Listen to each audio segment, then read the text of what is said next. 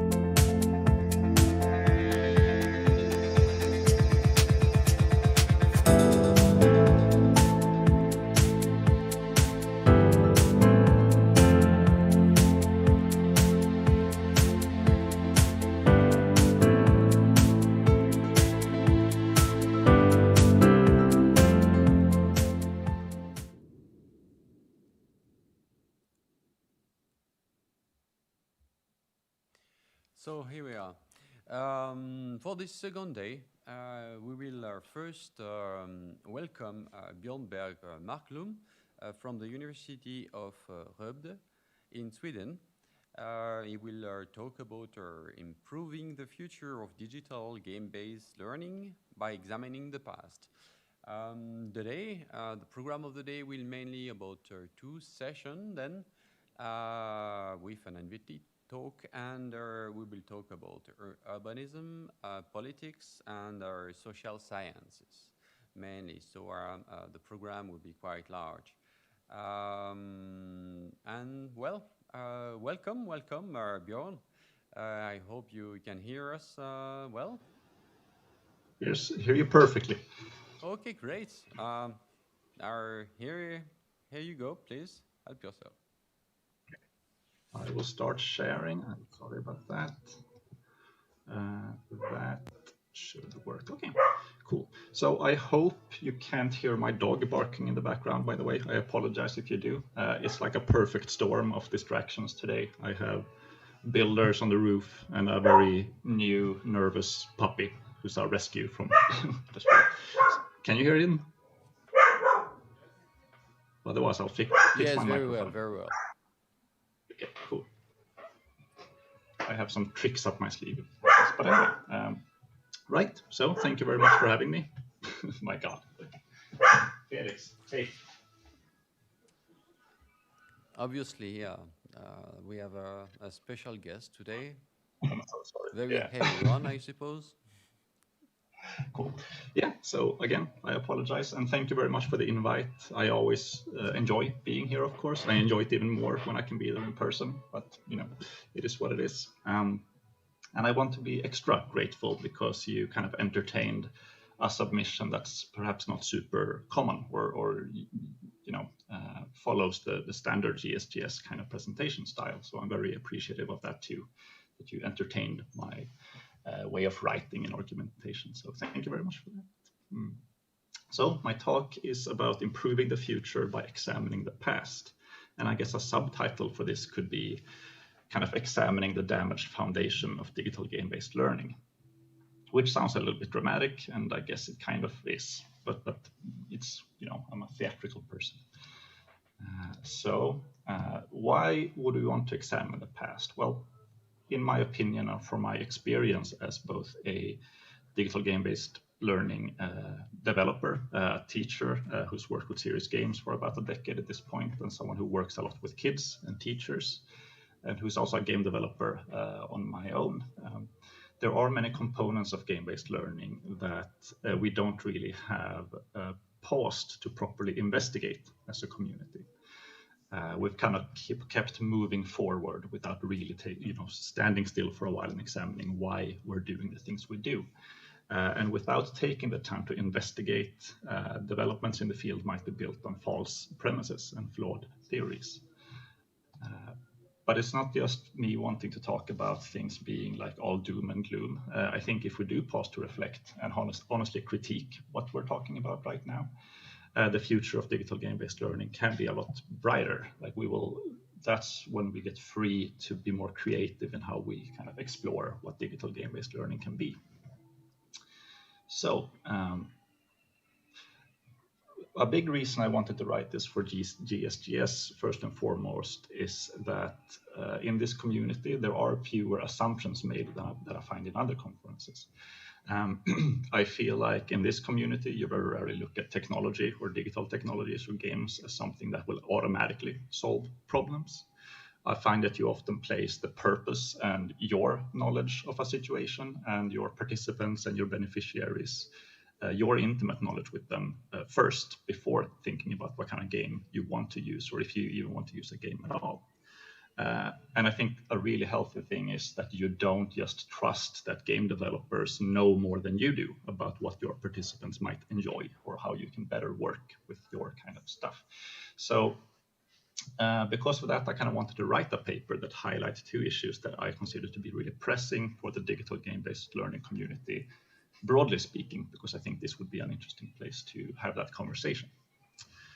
There are two aspects I cover in the paper. First of all, is the theory aspects of it, which is a flawed and kind of problematic way of discussing learning and students and games currently happening in the community. There's also a big practical component in my paper where I explore these unreasonable expectations we have of how games can work in classrooms, for example, outside of the actual research setting, and the mismatch between education and digital game development. But for today, I'll kind of focus more on the theory part. So this will definitely be a very concept-focused presentation, a lot of talk about theory, and not really a presentation of one of my recent game projects. So that means that there won't be many pictures, but there will be a lot of text. So I apologize for that. And yeah, in this presentation, I will primarily focus on the theory problem. And if there's time in the end, I do have some extra slides, backup slides, if we want to talk about the practicalities. Otherwise, you'll find that stuff in my paper. So I'm going to focus on the biggest and most persistent problematic concept in digital game-based learning discussions, which is the digital native and digital immigrant division. So what do these terms kind of mean? They're kind of fundamental and pretty huge. I think most of you have kind of encountered them once or twice, but we'll talk about where they come from first, of course. So the terms originate from writings by Mark Prensky, primarily. Most of you probably see him like this, as Prensky 2001, Prensky 2003 are citations you encounter very, very often whenever you read digital game-based learning or literature, and actually in a lot of serious games literature in general. And these reference point towards either his early writings on digital natives and digital immigrants, where he kind of coins the terms to begin with. And that consists of two parts. It's this first chapter, of course, but then there's also part 2, which is where he makes a different kind of examination of what he thinks the digital native is. And then another really popular citation is his book, Digital Game-Based Learning, who has 2 editions, the latest one being 2003, which is what people usually refer to. So what kind of statements does he produce in these papers? Well, first of all, in these writings, he exclusively focuses on discussing the current generation of learners, the digital natives and the people who are our players or participants. And he makes these kinds of statements in these chapters. And I'm going to be reading a little bit of this. So one claim he makes in part 1 here is that it is now clear that a result of this ubiquitous environment and sheer volume of their interaction with it, today's students think and process information fundamentally differently from their predecessors. He continues to write, as we shall see in the next installment, it is very likely that our students' brains have physically changed and are different from ours. And by ours, he means like the older people reading this kind of thing, which is the immigrant generation, as a result of how they grew up. Okay. So that's kind of his first established theory, let's say. And he continues then to talk about, for those raised on traditional educational and training theory, which again is us, the readers, it is important to realize that because this is a discontinuity, which is to say that he is presenting something that isn't established knowledge, let's say, most of the data we have collected and the theories we have formulated in the past about how people think and learn may no longer apply. So that's a very efficient way for Mark Prensky to kind of say that all previous research is completely irrelevant. We can't even look at that anymore because games are so unique that we can't really be looked at through the same lens. So it's kind of an effective way for him to not having to use references in the in the future, I guess. So that's his kind of stance in the digital native kind of presentation. His books are, of course, expansions of these concepts, but they also talk a lot more about the nature of the games themselves, how you develop a game, what the design principles should be for the games to be good and useful for these digital natives. And I think a very telling kind of example of the tone he uses in these books can be seen in the first chapter, where he compares his experience going to E3, which is the Electronic Entertainment Expo, which is one of the game industry's largest commercial exhibits, where all the major game developers come to show their products, and consumers come there and visit it, not academics, consumers. And he describes it like this. So E3 is packed with realistic looking aliens, giant game characters, Hollywood style effects, scantily clad women, and thousands of exhibitors and attendees. This is fun. This is the entertainment world. These, ladies and gentlemen, are today's trainees. So these are today's players or students, if you want to call it that. So then he contrasts this with the American Society of Trainers and Developers, which of course is a completely different type of conference. And this conference is described like this, in comparison to E3. There is no music, no fancy lights, no noise, no lines, certainly no dancing girls. The energy level is low, maybe 1/50th of that of E3. There are maybe 1/50th of people there as well, mostly in their 30s, 40s, and 50s. And again, he makes a distinction between a digital immigrant pretty much being older than 30 years old. It kind of varies depending on the book you read, but that's his essential stance. If you're older than 30, you don't really understand technology. Anyway, they meander at a glacial speed along straight aisles from tiny booth to tiny booth. And then, this is boring. This is the learning world. These, ladies and gentlemen, are today's trainers. So again, teachers, educators, whatever you want to call them. And you can see a very clear kind of dichotomy, or you can clearly see what his opinion are of the different kind of fields of work, if you want to call it that. Cool. So, but what's the problem with this then? It's just literature, right? It can be written however you want to. Some people write in a more dramatic fashion, some people don't. But the problem kind of emerges here, which is that Mark Prensky's work does not have any sort of scientific backing at all. There's none of it. I think a lot of people in the audience, there's a lot of healthcare professionals here, I know at GSGS, maybe you already reacted to his notions of people's brains physically changing in the period of 20 years because games exist now. So that's not really based on science, of course. Mark Prensky himself is described as an entrepreneur, thought leader, and consultant. So he is not a researcher of any sort, and he doesn't really claim to be.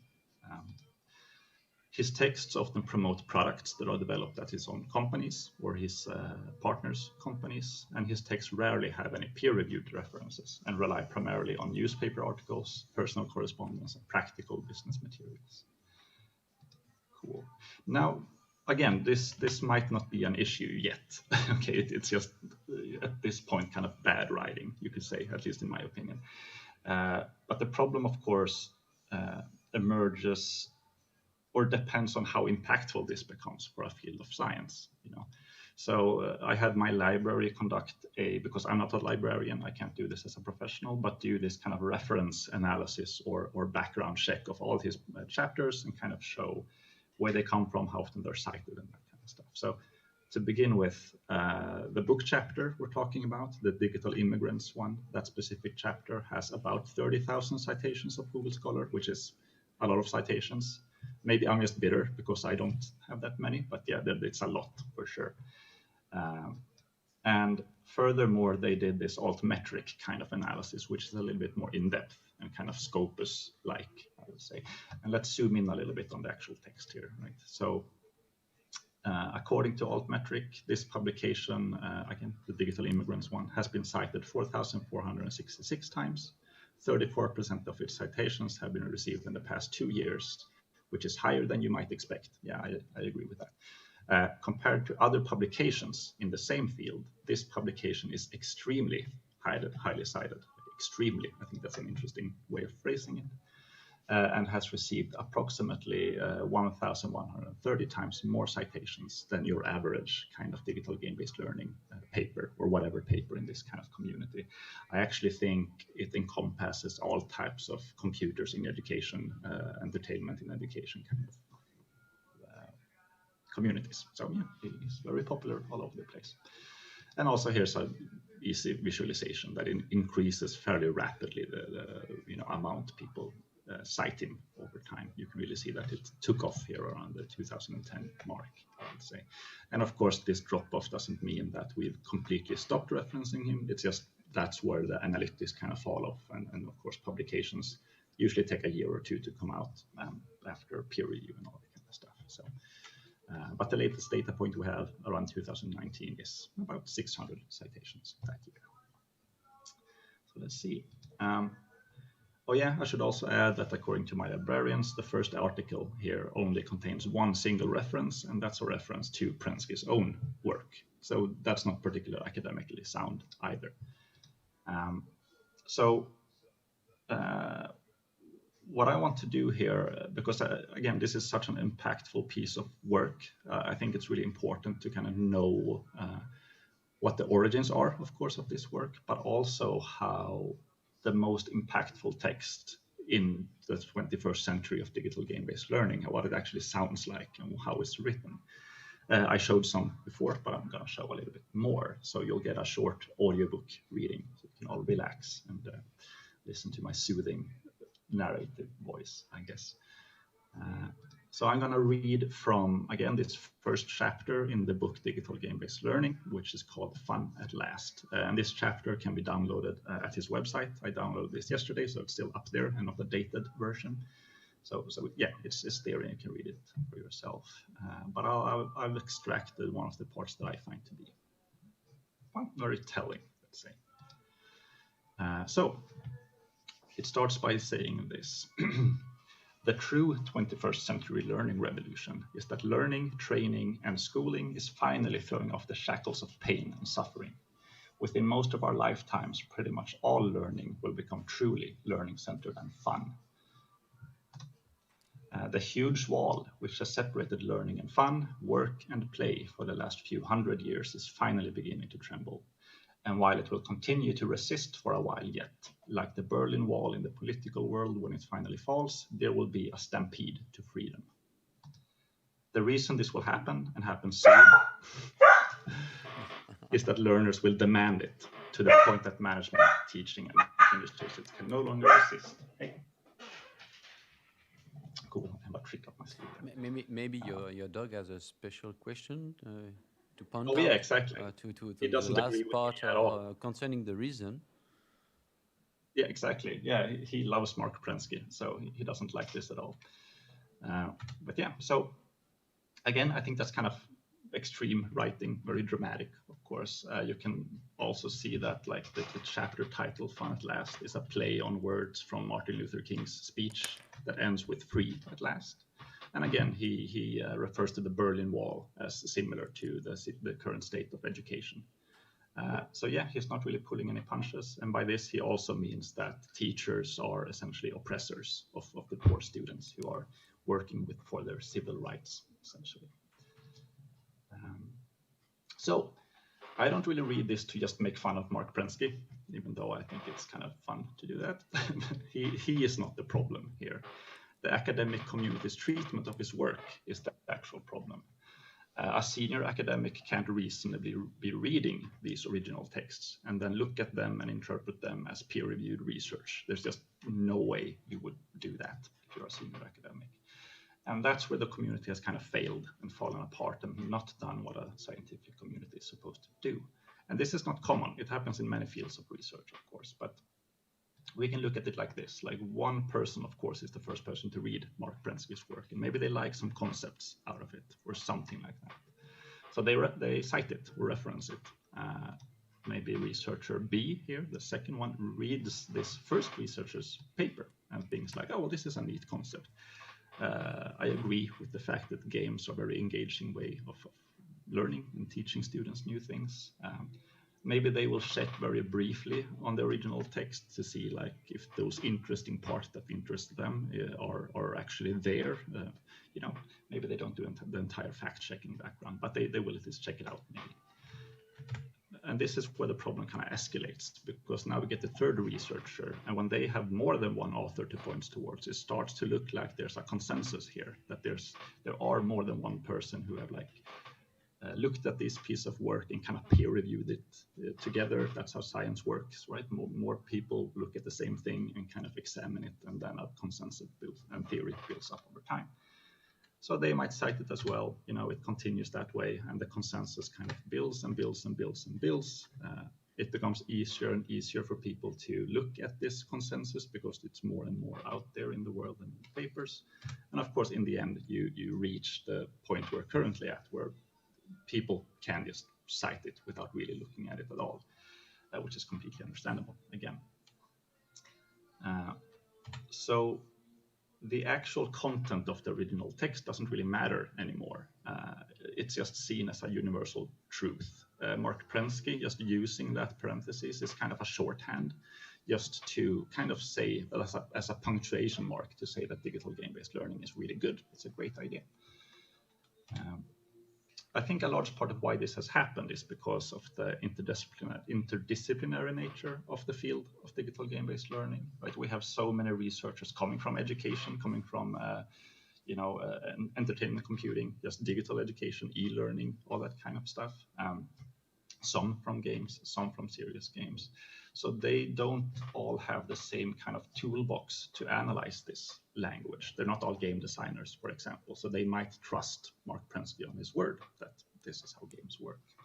It's also a very young field of work, so there's a lot of junior researchers here that are particularly susceptible to these issues. Like, it's very hard to find the confidence as a master student or PhD student to look at this huge body of work in the community and disagree with it.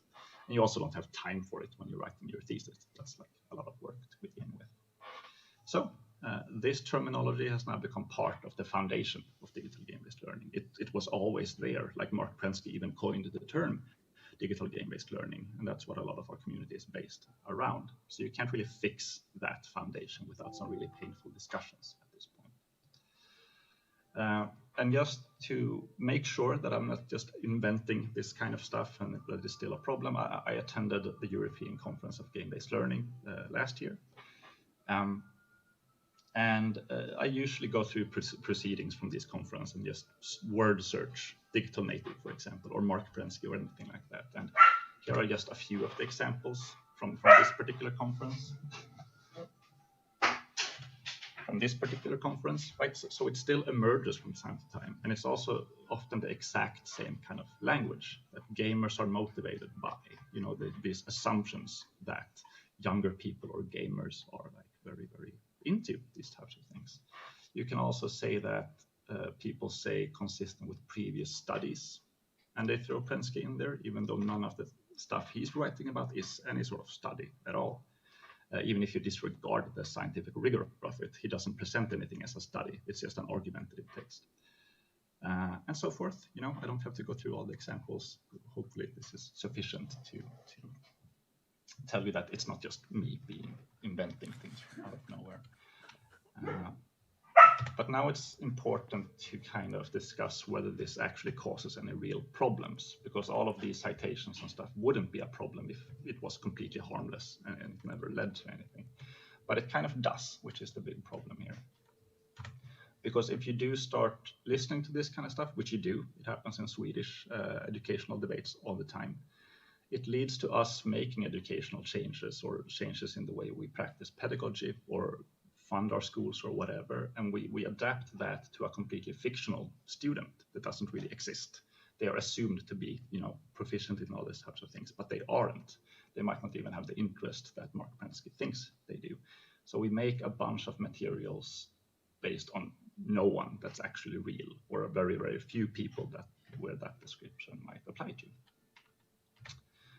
Another very important part, which I work with a lot, is the practical part, which purely, simply like believing in these things or listening to this type of rhetoric means that you often redirect important resources towards something that we don't really understand. You will start pursuing something as expensive and complicated as digital games because you've heard about how amazingly promising it is, and that there's an entire scientific field of academics who keep saying that it's very, very important.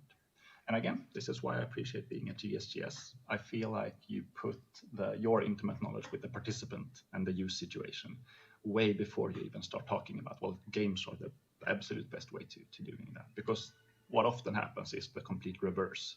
People look at how cool games are and kind of try to shoehorn it into different situations that they feel would benefit from it. I think it's way healthier to approach it from the other side of things.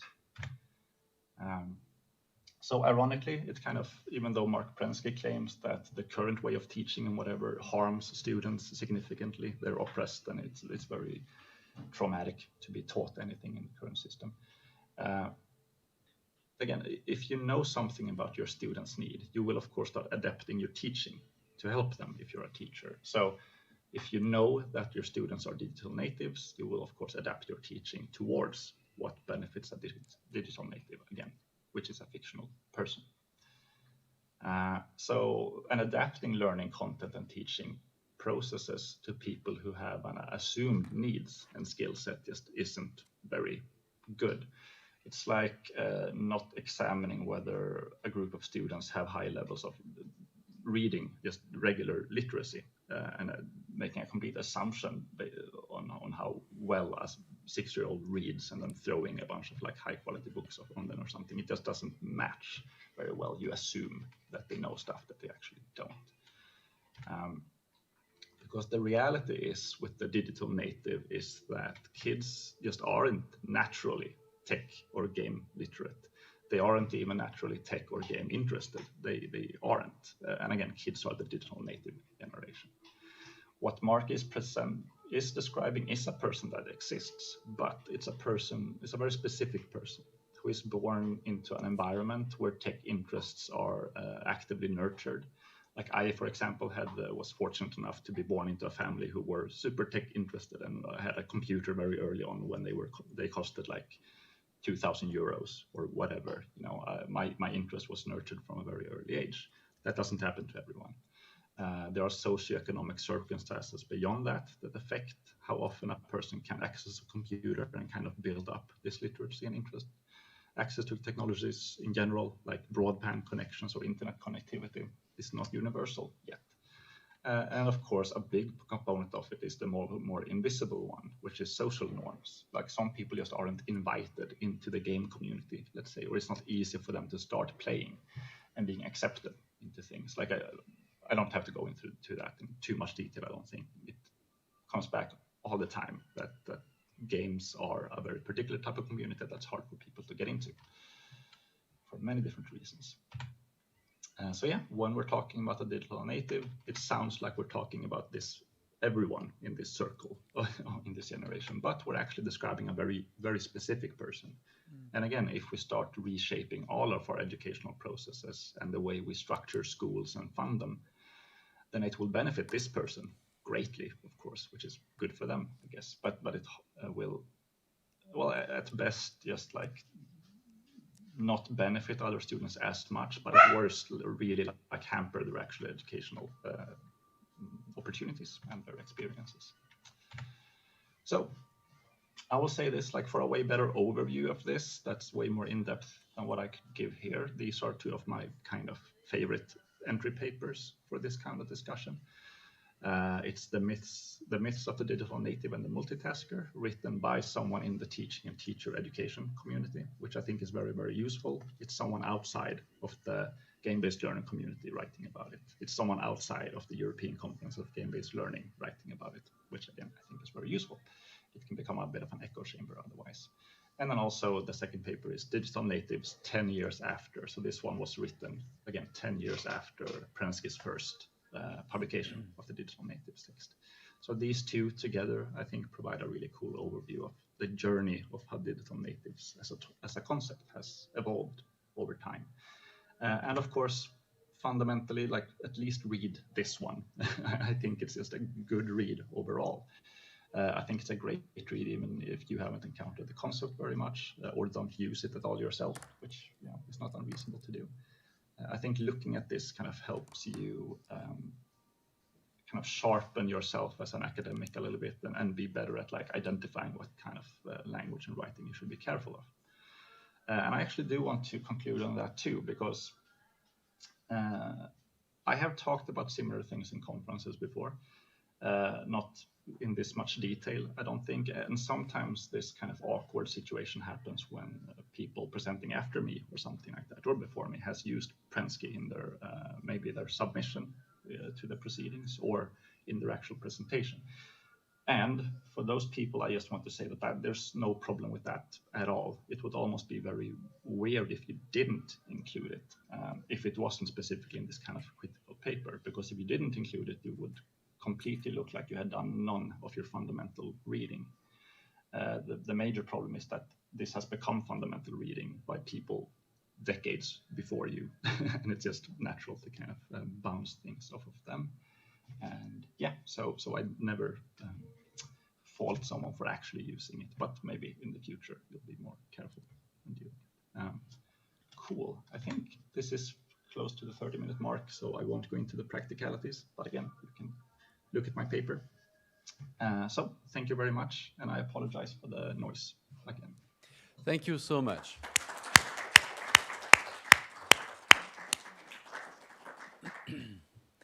Well, I would say that was quite amazing, and for my part, I would even say that it was quite mind-blowing, because I think you are pointing out something in the field of game technology that is not just about game technologies. I think for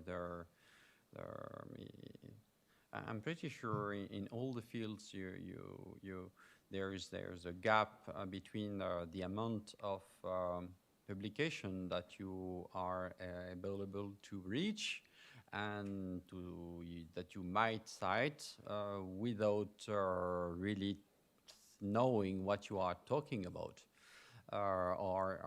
you read the abstract, you read the conclusion, the figures were nice. Okay, I can cite that for sure. I must confess that I did this. Yeah, that's very true. I also did this because there's no time left. So how do you manage from your point of view when you make a paper and it's good to have 40 papers in your references? Yeah, no, I absolutely agree. Like, I think if you read my maybe the first 3 or 4 years when I was publishing serious game stuff, like I'm sure I used Prensky in that specific way, just as you said, like you read an abstract or something. Or again, if you read 15 other papers about digital game-based learning and all 15 do include Prensky saying the same thing, you do feel kind of confident in saying, oh, I probably don't have to look at that too closely. So many people agree on it already that it's fine.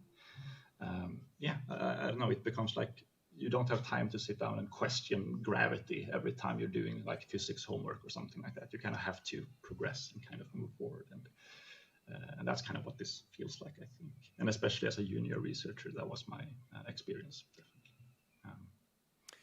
Is there some questions in the audience? Yes, a question here? I agree very strongly. I always catch my students on citing stuff that's from archive or books. And we know books are very often not peer-reviewed. So I would say it's a thing that I see all the time. Have you heard the question, or do you want me to Yeah, I repeat? have, yes. And yeah, no, that's a great point. Like citing books in general is incredibly complicated because the peer reviewing process is often very hidden, as you said. It's kind of unclear on exactly how it was made, especially if it's an anthology with 5 or 10 chapters in it. It's very hard to see what the individual chapters have done too. And that's why I use my librarians to kind of do that check for me. Again, um, they pointed out that the book chapter itself had no references whatsoever. But I will also say that it becomes incredibly complicated because Mark Prensky also published the Digital Native Part 1 and 2 in a journal, a different journal. So there's so many versions of it available. And yeah, it's very hard to trace. But yeah, no, I think it's good that you do what you do, kind of caution your students to be careful, especially with maybe books, stuff like that. Another question, maybe?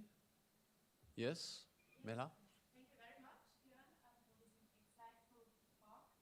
I also think even if some audits are peer review because it still guarantees quality, because those peers may also have read or Googled the same sources. They also don't know all the, or they also have looked on the second or third page on a Google search. I think this is a great call for going on a further page of Google research and Google search. I always go on the first, and you don't have time. You want to have 30 sources, and I don't know who of you goes past the third page when you Google or Google Scholar. Have you heard the remark? I heard that. I think. Oh, sorry, go. Thank you. The main point was from Mela from ZHDK in Zurich. She was pointing out that it was a very, very good remark to not just Google the first page and to seek for the second and third and look at what's going on there. Yeah, no, no, I think that technique is really good. Like a technique I use is just to, and I do it. I think it's important to do it when a particular source keeps showing up all the time. You can't do it for every single. You just can't. We need to be realistic. You can't in-depth scrutinize every single reference you use. But if you start seeing the exact same one a million times, you really should start resorting to or looking at that particular thing. One thing I find to be efficient when doing that is to simply add the word critique, as a search term after, for example, digital native, because that's when all these kind of things start showing up, and it becomes kind of interesting and a really quick way to get this broader overview, I would say. Because again, I really sympathize with, again, junior researchers are the ones that are very susceptible to it. They don't have the time to do this. Purely speaking, they don't have the time. And in many cases, the junior researchers that might not have developed the skill sets yet to do these kind of examinations. So for me, it's a problem that the senior academics in the field should be tackling very seriously. Yes, it's very primarily. true. That's very true. Another question, maybe, from the audience? I do have some questions. You point out that there 10 years ago around there was an author who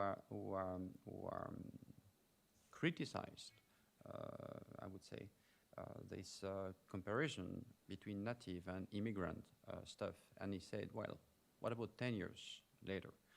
If you had to make a publication 20 years later, so that you would criticize maybe the root publication, and also the second part, the 10 years later at the same time. What would you say? I think because I feel like papers like these do a way better scientific breakdown of the flaws in thinking about the digital native's brain. That's completely, they've done that really, really well, better than I can. One thing I can do is talk about it from the perspective of a game designer and a game developer. I like talking about it again from a kind of practical perspective. Like looking at what kind of restructuring and new educational movements and like purchases schools do based on these assumptions, what that leads to in the end, what that leads to for game developers or for teachers and that or for students where I do a lot of my work. So I think that's where I can add quite a bit to the conversation. My experiences as a game developer and that kind of stuff can help looking at those practical sides of it. And it's a very efficient way to point out the complete mismatch between a lot of game development and game design thinking and the realities of how game or education and students actually work. Let's see, I feel like I had that was a bad answer to your question, but I had maybe the next thing will show up in my head again. Don't worry. My colleagues are pointing out that I will not be able to ask my many questions, so maybe I'll talk to you later on. Thank you so much again, and thank you especially when you said that you believe the GSGS was showing a kind of good way when we were trying to base our perspective on experience and practical. Thank you so much.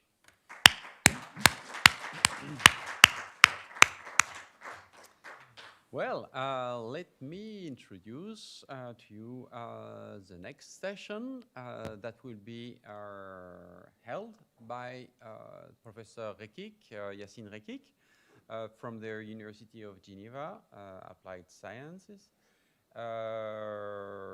Please come and introduce your as a chair. Thank you, Stefan.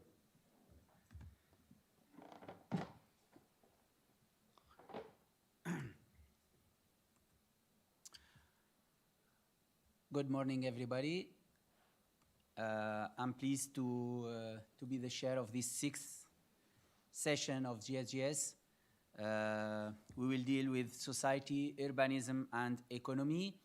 In this session, we will have the pleasure to hear 4 speakers, and then we will conclude with a round table where we will try to answer the question, are we moving toward a gamified society or a gamified everything? This will be the challenging question we will try to answer after hearing and listening to 4 nice projects. And without losing time, because we are already late, I have the pleasure to invite Sophie Walker from ZHDK to present us the project CH Plus Games for Democracy 3rd Iteration Project Report. So please, go. You have to copy. Okay, no problem. I will try to do it. You can just open it from the USB. Okay, I will try to do it. Okay, so where is this one, GSGS'21, and then the PowerPoint. Okay, nice.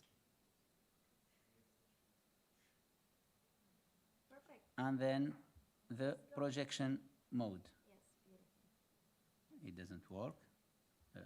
What's the problem? I'm not used with Windows. It's okay. Right, thank you. Where is the... Yeah, you can use that. Okay. I think I have to sit here for Okay, yeah. Go. Sorry. Thank you. Good morning, everyone. Good to see you again. And I'm happy to tell you a little something about Project CH Plus Games for Democracy. We are addressing this situation right here. During elections, our streets in Switzerland usually look a little something like this. We have a lot of faces, a lot of statements that don't have a lot of content. And frankly, especially for young people, this situation is overwhelming because a lot of young people don't identify with specific parties, and they are also not yet familiar with specific politicians. On the other hand, however, stuff that we are very familiar with in our free time looks a little something like this. The future is now. Entertainment is always at the tip of a button, just available to us. We love engaging in social media, mobile games, all of that beautiful stuff. And in Project CH Plus, we're asking ourselves, can we use the alluringness of entertainment content and apply it to an election content in the sense of making people curious to learn more about political candidates? In order to do that, we are creating a voting help, especially for young people, with young people. We are working together with Smart Votes. They have been creating political questionnaires for more than 10 years now. They are providing us with information. We bring the game design expertise.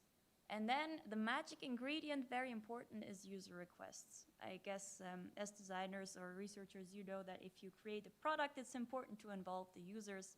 But in this case, especially because we're doing something that's supposed to have like a democratic purpose, so we would like to do it with a democratic approach. So these three ingredients help us create voting tools. So they're voting support tools that help you decide which candidate to vote for during elections. Now,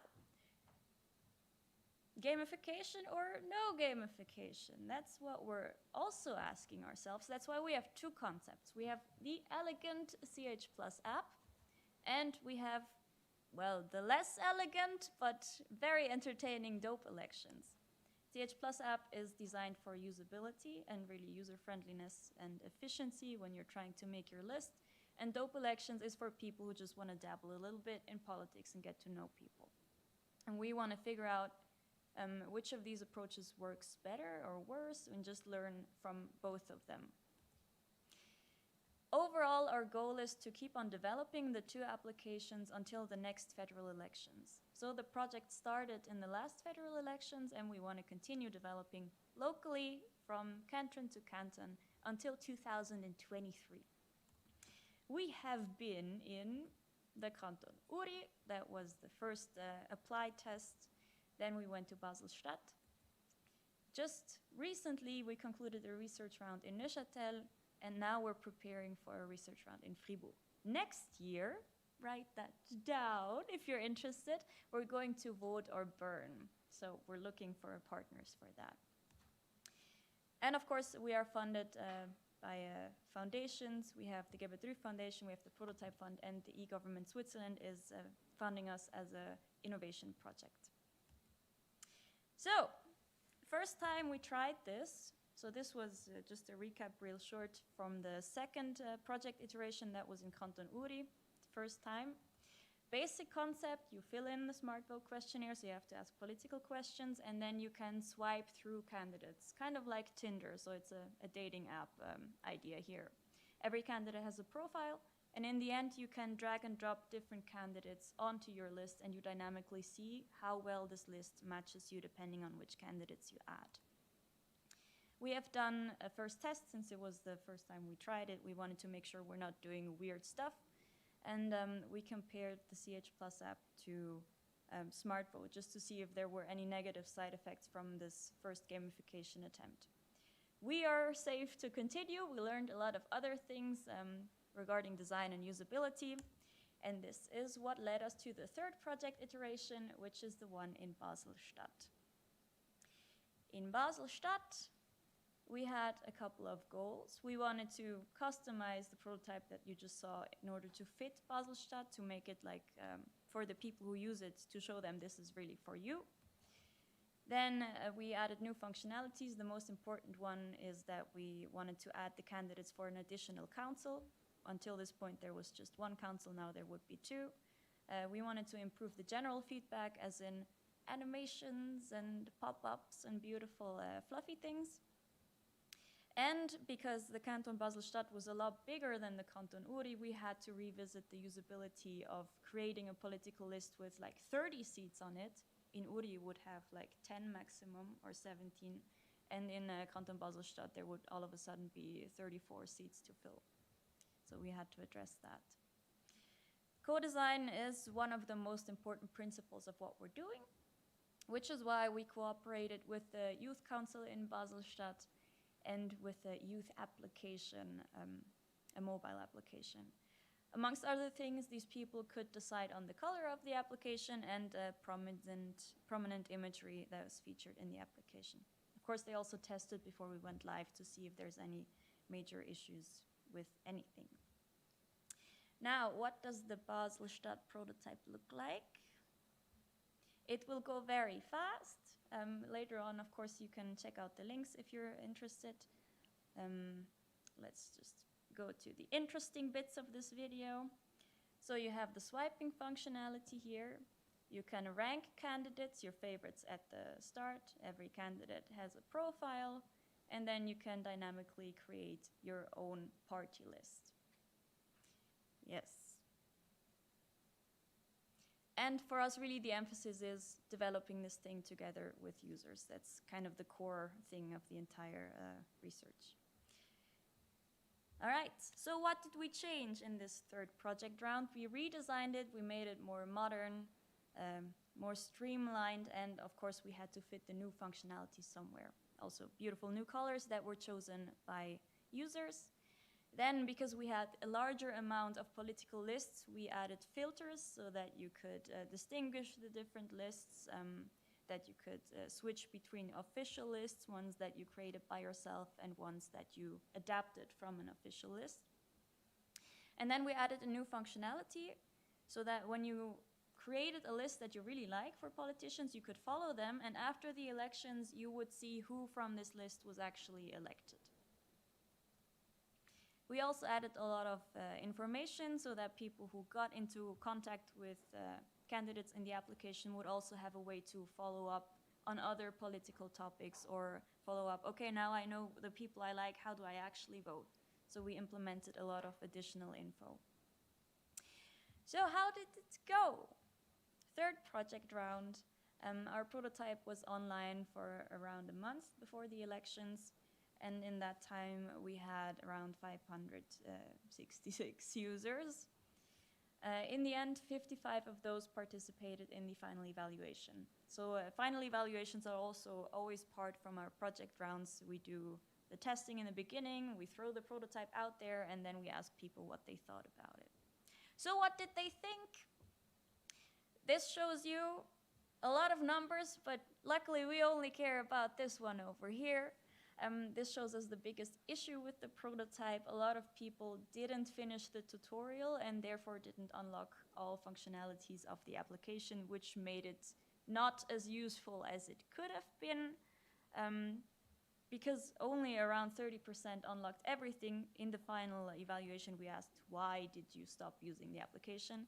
And two major points. First of all, our tutorial wasn't good, straightforward. And the second one was really that candidates didn't fill in their SmartVote profiles and people thought there was not enough content, which is unfortunate because this is something we cannot really influence. If candidates don't fill in their profiles, we don't have their data. Overall, compared to the first public project round, in URI, we got a little bit better ratings. We believe that has to do with the tutorial system that we implemented and some new functionalities that were necessary for the complexity of the bigger canton, but they were not well explained, so people didn't understand it. This notion is also a little bit reflected here. The highest number you see, so people who did the final survey, they rated the application with 3.7 out of 5 points.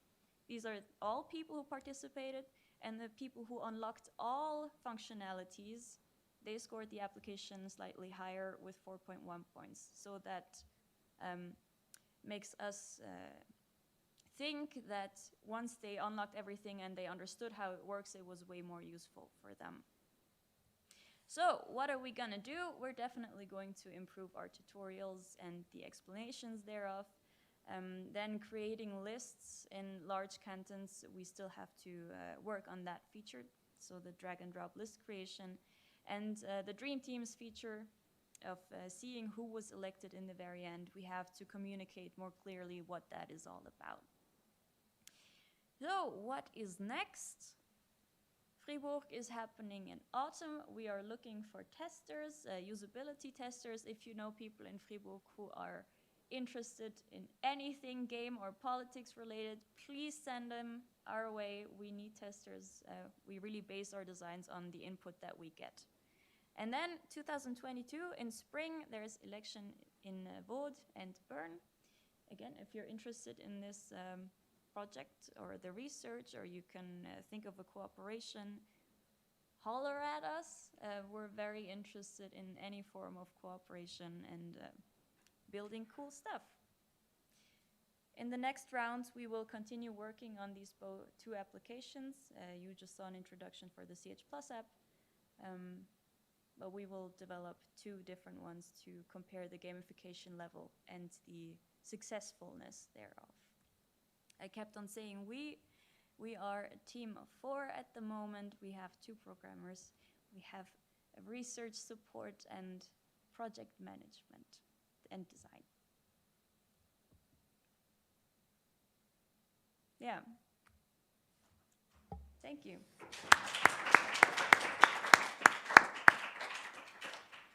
Thank you very much, Sophie, for the timing and for this nice project. Any questions in the audience? Yes. Yeah, I'm a programmer, so I'm surprised that you offer a tutorial. And because I come to any app and I don't read any tutorials, I would be irritated if I had to do one. So why is this assumption about tutorial?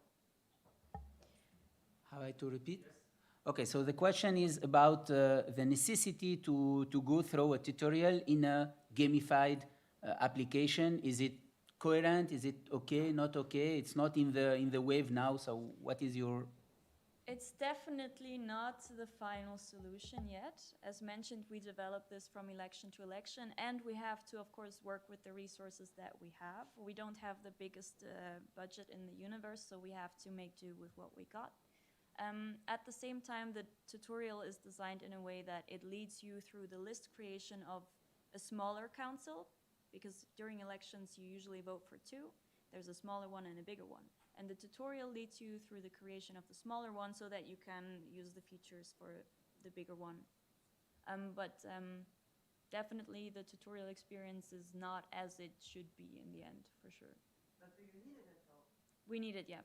Because there are, the functionalities are good once people understand how they work. I think we have a question on YouTube. It's from me, actually. Okay, go Sam.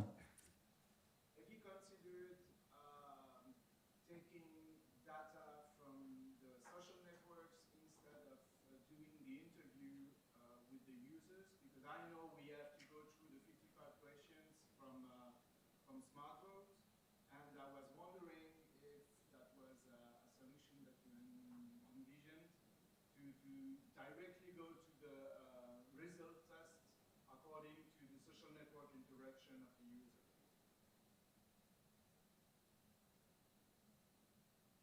So do you have It's to okay, repeat the Sam question? has a mic. Okay. We are not including social media anytime soon. That is just a decision that we made. We believe that first and foremost, if you're trying to figure out who you want to vote for, this is just something that concerns you and you alone. We are very much against data harvesting in any shape or form. So no social media integration for now. And if there is, not with relation to user data. We have another question here. Thank you, Sophie, for this talk. My question relates maybe to this comment that you were not harvesting data, but how come you did, I didn't get why you didn't get the profile for all the politicians in that? Because they themselves needed to enter your app and fill it in, but this is quite public, I think, information that you get in your material for voting. So couldn't it be from your side filled in there? Okay, so the question is about why not having all the profile filled by the politicians. Yeah. For this, we are cooperating with Smart Vote, so all the data on the politicians that we have comes from them. Adding it manually, that would require additional resources. We don't have the capacity to fill in empty profiles. I just have one last question. For me, such an application should have as a goal to make people know candidates that they don't appreciate at the beginning or they don't like them. And your way of doing things, is it a way to enhance this clustering and stereotyping because you like or you don't like, so you still in your zone of comfort, let's say, and you don't discover people who at the beginning you are not supposed to vote for. So are you thinking about, have you think about this approach? Yes, we very much asked ourselves how to. Not sure if we want to prevent clusters, because if somebody just wants to vote for people from this party, they need to have the opportunity to do that. However, what we decided to do is on the swiping view, you see the match that you have with the politician. So after answering the questionnaire, they calculate, SmartVote calculates a match, and you see this match number, and you see the match diagram. You see the candidate's name, but you do not see any other info. So you don't see the party, you don't see the age, you don't see the gender, except if it's a picture or, well, the name. Yeah.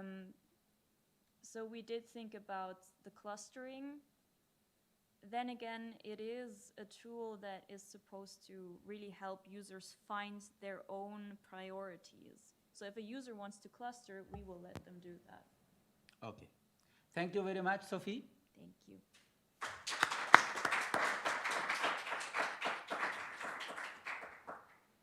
Okay, the second paper will be presented online. The presentation will be made by Jasmine Widmer from Kobold Games, Brugge, Switzerland, and the paper is entitled Murgame, a playful debris flow simulation.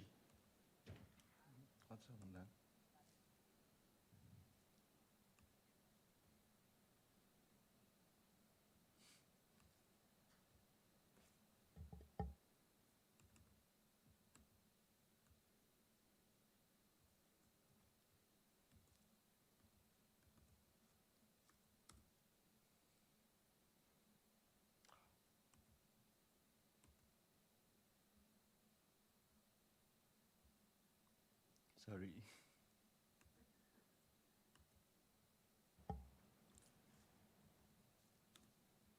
It's coming. It's just in time.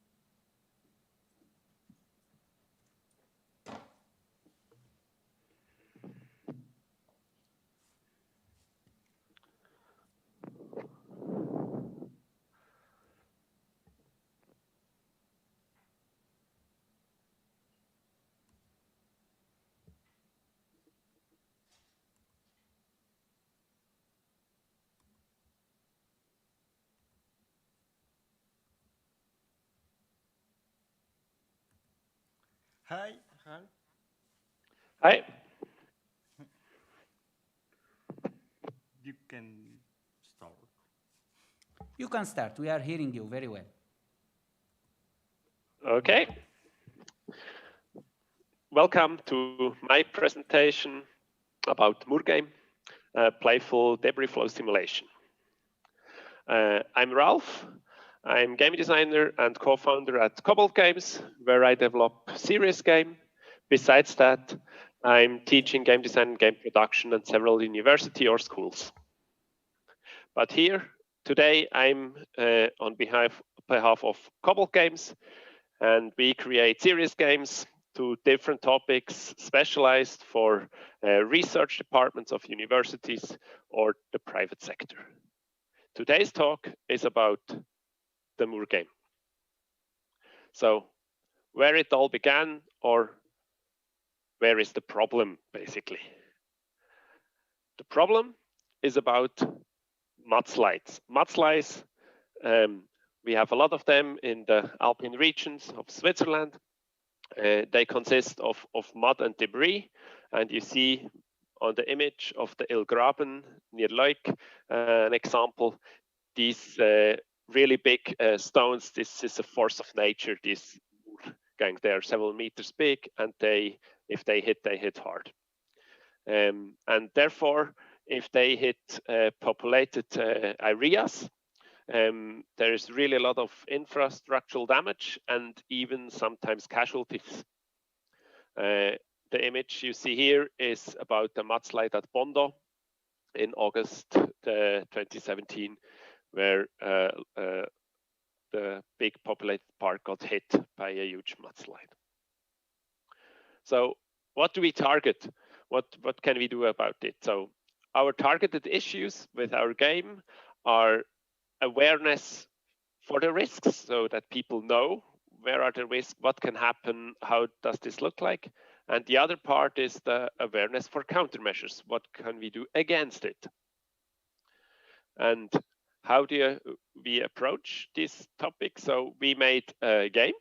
It's a sandbox game called Moor Game, where the player goes through several phases. The first phase is the building phase. So you populate the area, you build a village, you build church, school, and stuff like that. The second part is you build countermeasures, like you see the dam in the image here, or warning systems and stuff like that. And if you think, okay, I have a village, let's test it. You simulate a mudslide, and you see that coming down animated, and it hits certain things, and you see like where we built the dam, we are pretty safe up there. And in the end, after you watched it, you get a report with a lot of information, and then you can start over again. And it's really a sandbox game. You can change your village, simulate again, and learn by doing that. What are the problems? What can we do? And there's a lot of topics around that within the game. So at this point, I'd like to address certain key decisions during the development or creative process of the game that the game really benefited from. So I think that's key decisions that make the success of the game like it is. So one part is the realistic data simulation. We got the opportunity to use the software RAMS. So it's software that's developed from the Swiss Avalanche Research Institute. And they had a modification also for mudslides, not only for avalanches. So we could use really the simulation on our geological area. You see a height map of an export of the simulation, one example frame where we see how high is at this exact time the Moorgang at certain, the mudslide at certain positions. So this data accuracy really generated cool looking simulations that look realistic or authentic. The second part is the economy model to calculate the economic basically of your countermeasures and the villages. So we use the model Economy Swiss that's used by federal agencies or also by a lot of insurance companies throughout Switzerland. So we have also on that part used the existing system that is well known, and you can correlate with that. The two other parts are more in the gameplay area. So one decision is to make it sandbox gameplay, so that you can experiment, you can explore all around the game. So that's easy, repeatably, can go back, change things, and look how it works. That was really great benefit. So you can build the bridge in the middle and see, oh, with the bridge there, the form of the mudslide changes a lot because it gets stuck on the bridge, and then you have a lot wider angle of the debris afterwards, and then you can build the high bridge where more goes under it, and so you can experiment and always look at your different villages and how does this pan out. And the fourth point here is about adding happiness as a third core value. So basically, first it was all about the damage and the cost of building. So it was kind of quite easy to find an optimal solution. And so we added the third core value for gameplay purposes to balance. So there you also have people are really happy if you build the bridge and connect the two parts of the village. They don't have to go all around on the big street down in the valley.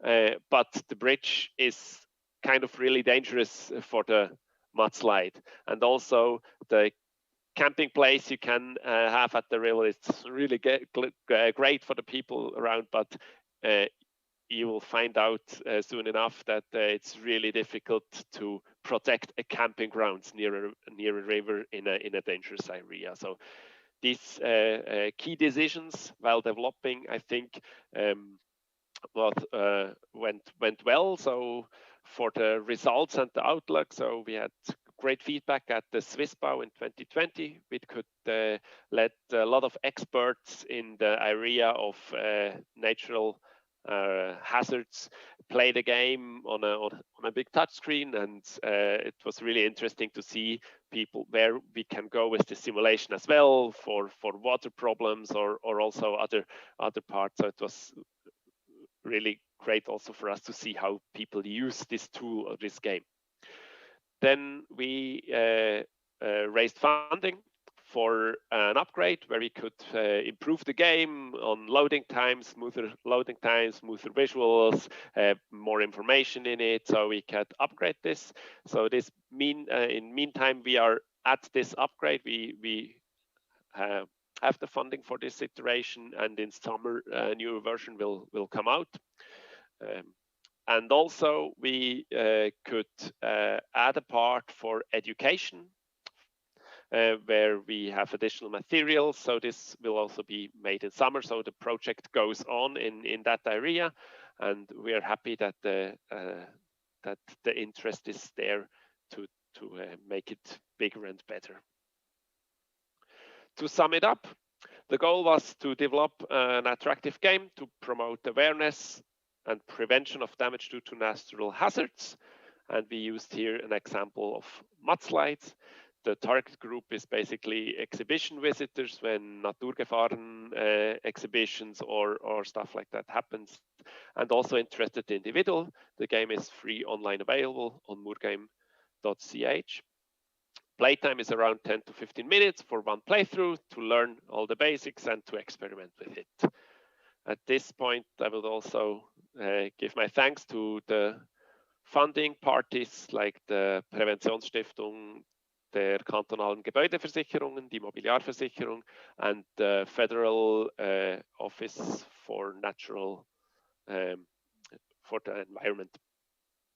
And also our co-developers like GEO7, who was really important for the knowledge about, expert knowledge about the mudslides and the geological data, and the Swiss Avalanche Research Institute for their part of the RAM simulation.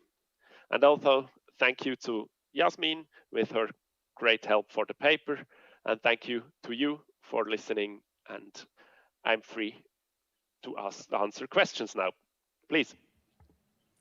Thank you very much for your presentation.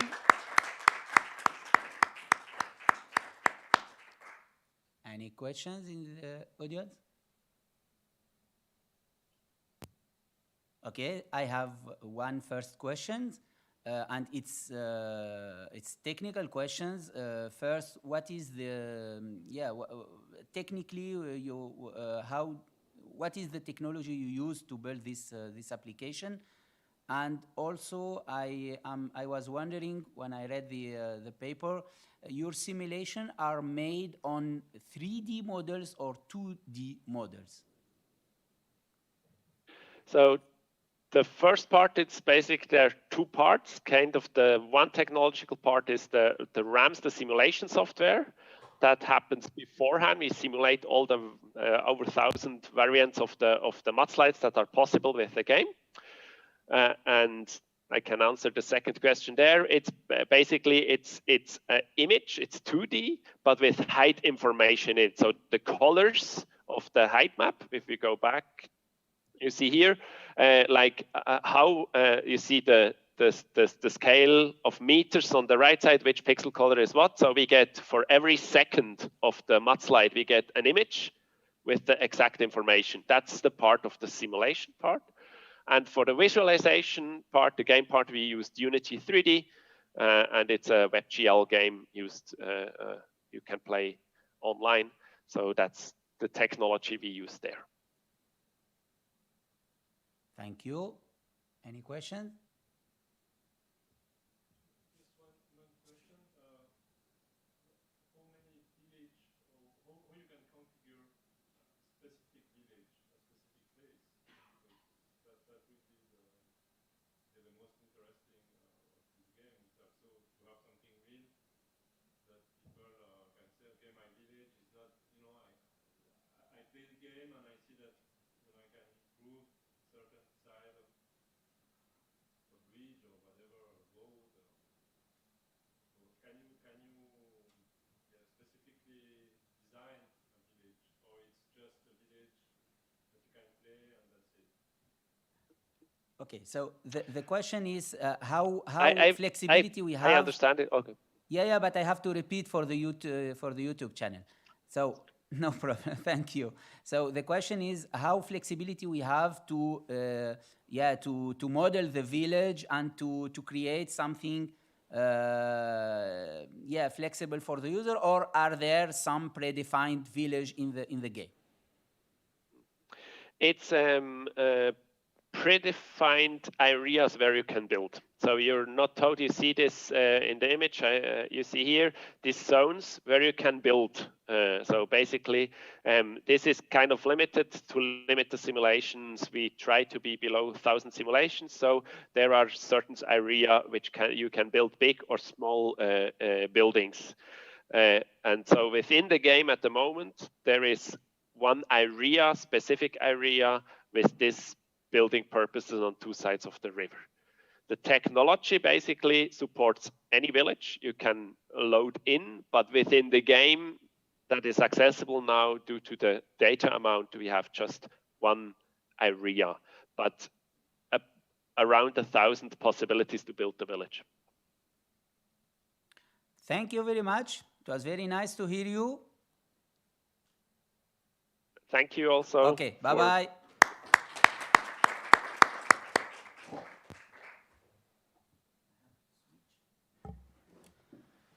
Okay, so now I have the pleasure to invite Ella Postulka from School of Business in Olten, Switzerland, to present us her paper entitled Logistics Serious Game.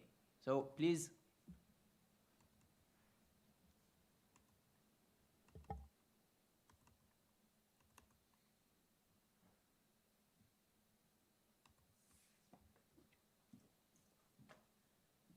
Hi everyone. So I'm a professor at the FHNW in Olten, and I teach databases and programming, and I also supervise a lot of projects. And we had a customer here. Thomas Hanne is a prof, and he teaches logistics and optimization and algorithms in that area. So the idea was, could we have a game that would help him to teach? And this is just the first part of it. We didn't get that far, but we have a good prototype that seems to be working okay. So the work was done by a master's student, Attila Güler, and he did all this work himself, had an interview with Thomas to ask about the requirements, and then followed quite a disciplined approach in developing this. So why logistics? Logistics is in Switzerland really very, very important. And there are several points to mention there. Most of the people don't know really what logistics are, what topic it is. And the economy needs lots of people to work in that area. And then when young people decide what to do, they don't know what logistics is an option. They just don't know it, you know. So one of the ideas was to inform. So the general public could be informed about this game. The game could be played somewhere in a foyer of the school or of a vocational school or in a museum to inform. And the logistics term itself is very, very old. It's a military, comes from the military. It deals with basically provisioning your army with enough supplies so they can fight, eat, move around. You move their whatever parts they require, and you make sure it all works smoothly. Logistics is now used in our economic area because in Switzerland we move a lot of goods from one place to another. And also each company needs logistics, if it's a larger company, to move their supplies and other parts. Logistics is not easy to study because at a certain level there are mathematical concepts and algorithms which allow you to optimize those operations. And there are very high customer expectations. So in Switzerland, people get terribly irritated if the train is 5 minutes late and if they miss the connection.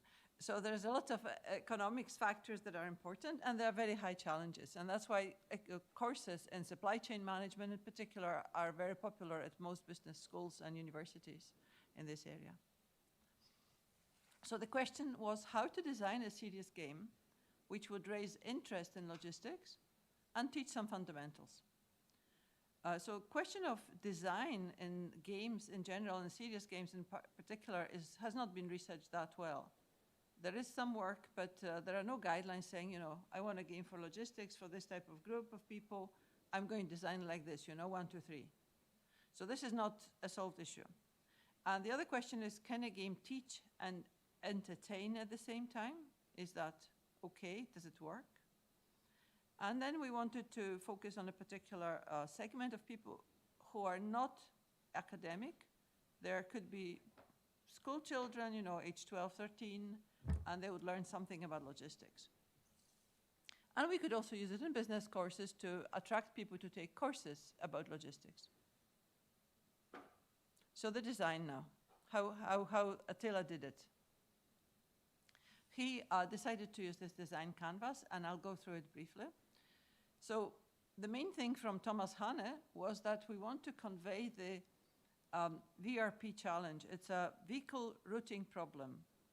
You have certain places where the goods have to be delivered to, and you have a number of vehicles, and you've got goods. So you want to route those things optimally. In this particular game, we decided that to start with, that's too complex. So there's going to be a simple game about fundamental cargo ships. And he selected 4 types of ships that you'll see later, and found the way of importing this material into the game. So there's a container, tanker, ro-ro ship, bulk carrier. And then the players should be 12 years or older, and there's no prior knowledge required. So anyone in the street should be able to play it. And we see that for education, museum, and fairs. So now we're going, so we've covered the two blocks, the intention and players. Now we're going to the experience. So he's decided on a racing game and a third-person game. And in the interaction, we just use those, we can use the keyboard to manipulate the movement on the screen, and we can use another button for top view. I'll show that in detail in a second. And the feedback is game penalty for wrong ship selection. So if you select the wrong ship, because the idea is to learn about the ship types, the 4 ship types, if you select the wrong ship, there is a time penalty. And there is a ranking screen which tells you how you're doing. Then for the mechanics, basically the main choice is you select the right ship for the freight that you have to deliver. So you have to match ship to freight, and you want to visit all the harbors on the map. So you have a number of harbors, and you just have to decide which way to go. And this makes it clear for the student or for someone who is routing their ship that there is a problem there on how to optimize this, how to do it fast. And because there is this element of learning about how to use the game and then actually competing, there are two modes. So there's a choice there, single player mode for engaging and learning the gameplay, and then a multiplayer competitive mode. And in terms of impact, it should be fun, it should increase the interest in logistics, and it should give you some knowledge about cargo ships and about the vehicle routing problem, about the complexity of routing. At the bottom, we've got those various other factors in the canvas. So return on investment for the player will be fun and learning. So there are two things. It should be a nice play and should learn a little bit. And for the developer, naturally was the proof of the methodology and exercise and programming and seeing something beautiful to come up out of it at the end. The game should be easy to learn, and mastering the multiplayer is challenging because you have a complex situation where you're competing. So this is a second level. This is quite hard, I would say. The channels are the scientific environment, museums, and fairs. It's on Windows 10 at the moment, and we haven't got any market position defined. So the design is simple. Each player gets a ship and transports the freight to all the ports. So you select the ship, and then you deliver freight to all harbors on the map. And then, as you learn that, you have 4 levels. So you have rising difficulty. You can go through them 4, or you can skip some if you want to. And there is a multiplayer level where you compete. So the visuals I found them really cool. There is the sea and the harbors and the islands and harbors, and each level has harbors. The landscape has the same size for all levels, so it's similar. However, as you move around, you see that it changes. So it's quite good to actually play and have fun doing that. And then he's inserted 4 ships that he bought into the game.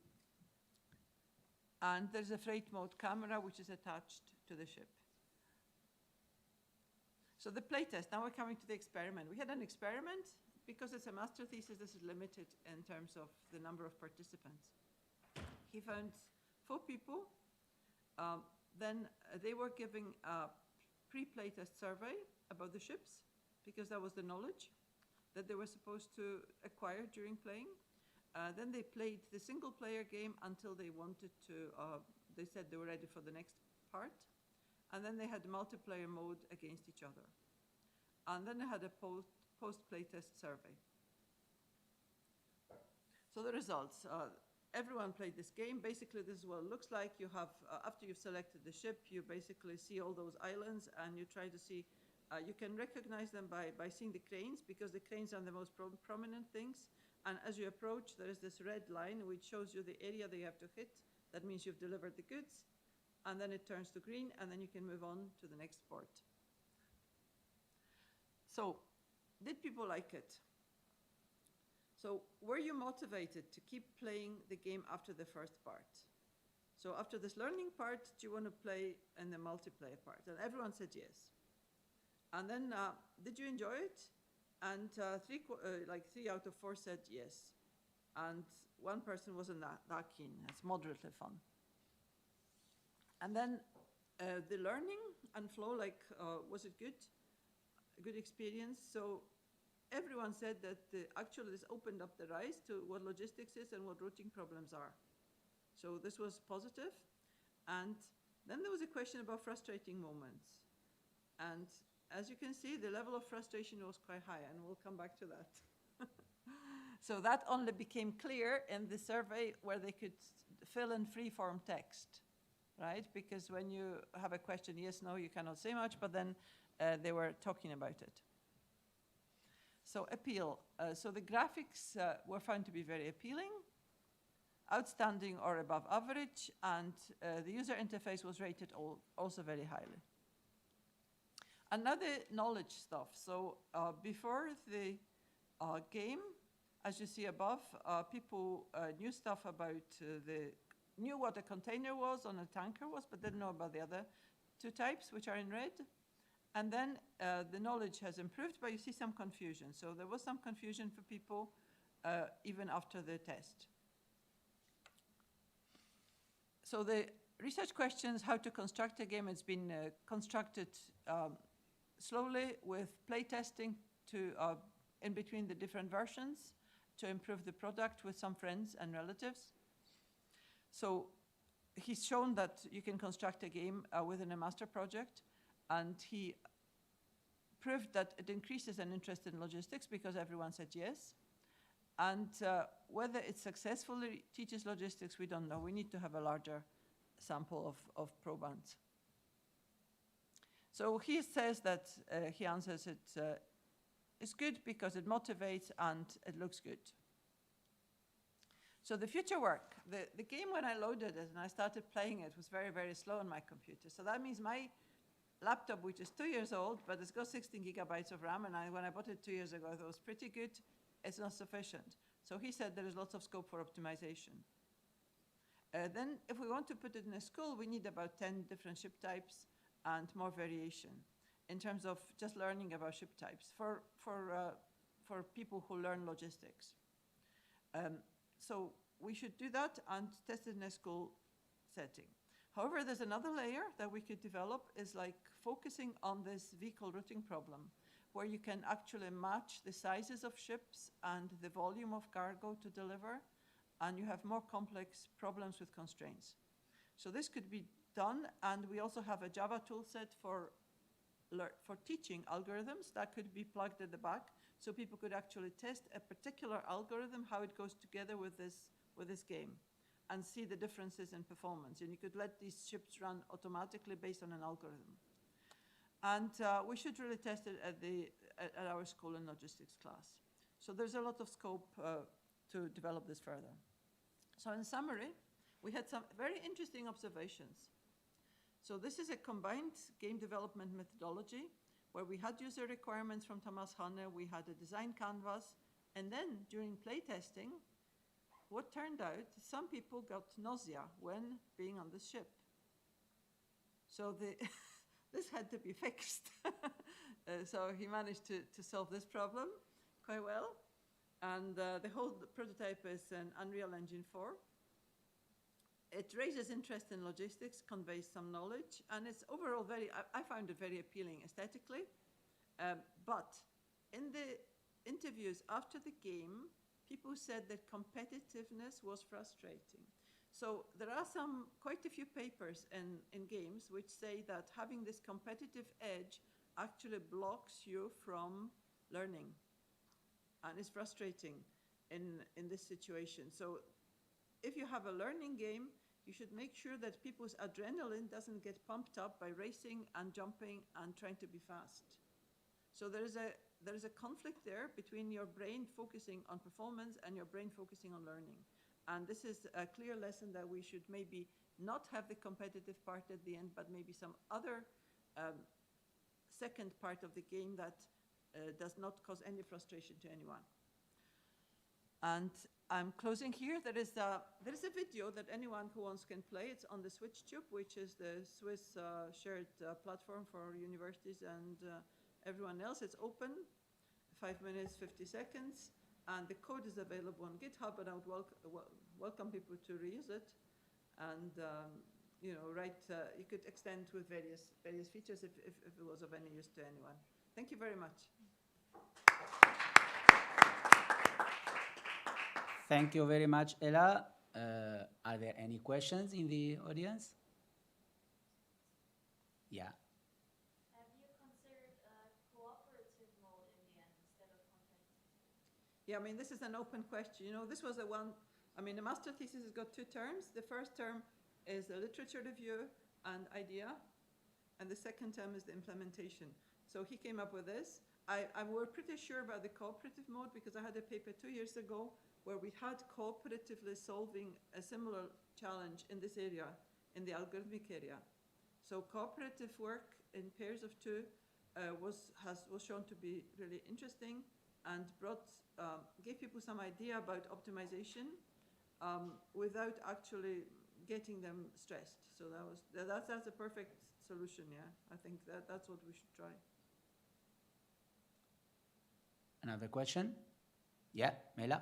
I'm not sure if I understood the gameplay and the perspectives, right? Maybe could you tell a little bit about, apparently they got nauseous, so it was from a first-person perspective? Or is it...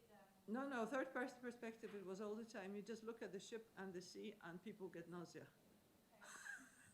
So I don't know how this happens. I mean, I know that I've had nausea before from movement, so I can, I know that it arises from my experience, but I don't know how it happened exactly, yeah? Maybe a follow-up question, sorry, about... Go, Mela. Sorry? Yeah, go. Thank you. So do you choose the path at the beginning and then it just plays out? Or do you steer and something happens? You're basically in the sea and you see those islands. Some are hidden. You could download the game if you wanted. You can download the whole thing, but it's quite a large game. But you can see in the video. So you can either, you're either there and you're steering it like this, or you can get a top view when you suddenly look at it and say, these are my islands. Okay, I can go this way or that way. So you have two views. But it's still quite hard. Sam? It's been answered. Thank you. Okay, thank you. So perhaps just a last question. Do you think the problem suggested in this game is enough complex to raise all the interest of logistics, etc.? Because I'm not specialist in logistics, but it seems for me that in logistics problem rises when we start having multiple variables, optimization, etc. So is it enough complex to sensitize people about logistics and the benefits of logistics? Well, it doesn't contain that much knowledge at the moment, but I imagine if you gave it to children who are thinking about a future career, and if a teacher introduced this before the gameplay, what it is, and spoke a little bit about it, and show some pictures of various contexts. A game should be used always in teaching in a context, or someone who introduces people to the question of choosing your future career should say what it is, why it's important. Because in a game, you cannot bombard people with information. But then they can, I think if you get some information at the start as a briefing beforehand, and then you play and then you can discuss it, they may have, you get their brains moving. And I think it's a nice experience playing this thing. Thanks. Thank you very much. Thank you. Thank you for listening. Okay, and now we come to the last speaker. I'm pleased to invite Barman Corentin, which was one of my former students. So I'm happy to invite him now to talk about the Sparkit project. So the Sparkit project, it's a project about how to implement brainstorming tools with gamification. So please go, Quentin. Thank you. Hi, everyone. My name is Corentin Barman, and I will present to you a brainstorming solution that we developed. So the project is a collaboration between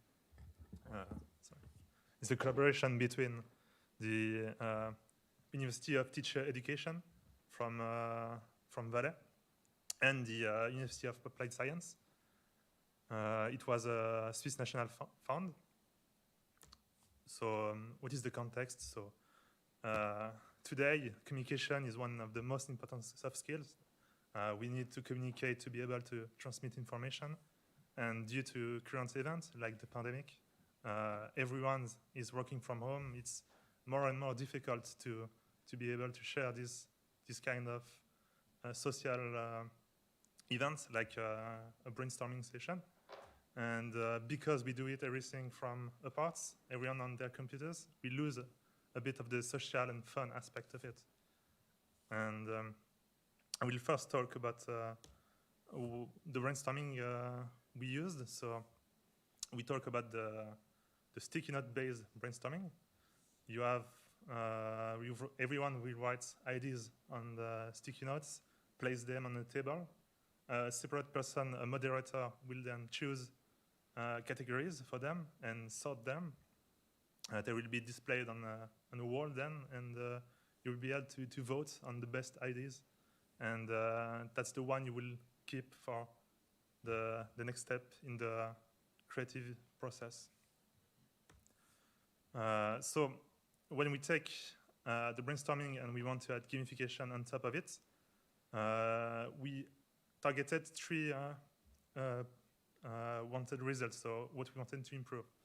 So the first one, we wanted to see if we could increase the number of ideas that were produced by each participant.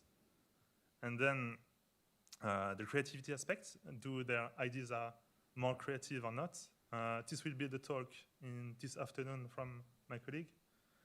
And the final point, which is one of the main aspects of gamification, of course, do they enjoy more a gamified solution instead of a traditional serious brainstorming tool.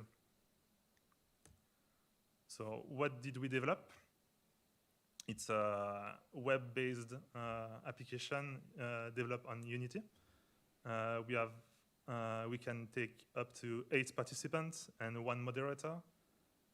Each one of them will have a view of the brainstorming app, and everyone will be on a video conference to talk at the same time. We use a standard server for the implementation and the communication between all the parties. So here's what it looked like. First, everyone can join a session given a small 4-letter code created by the moderator.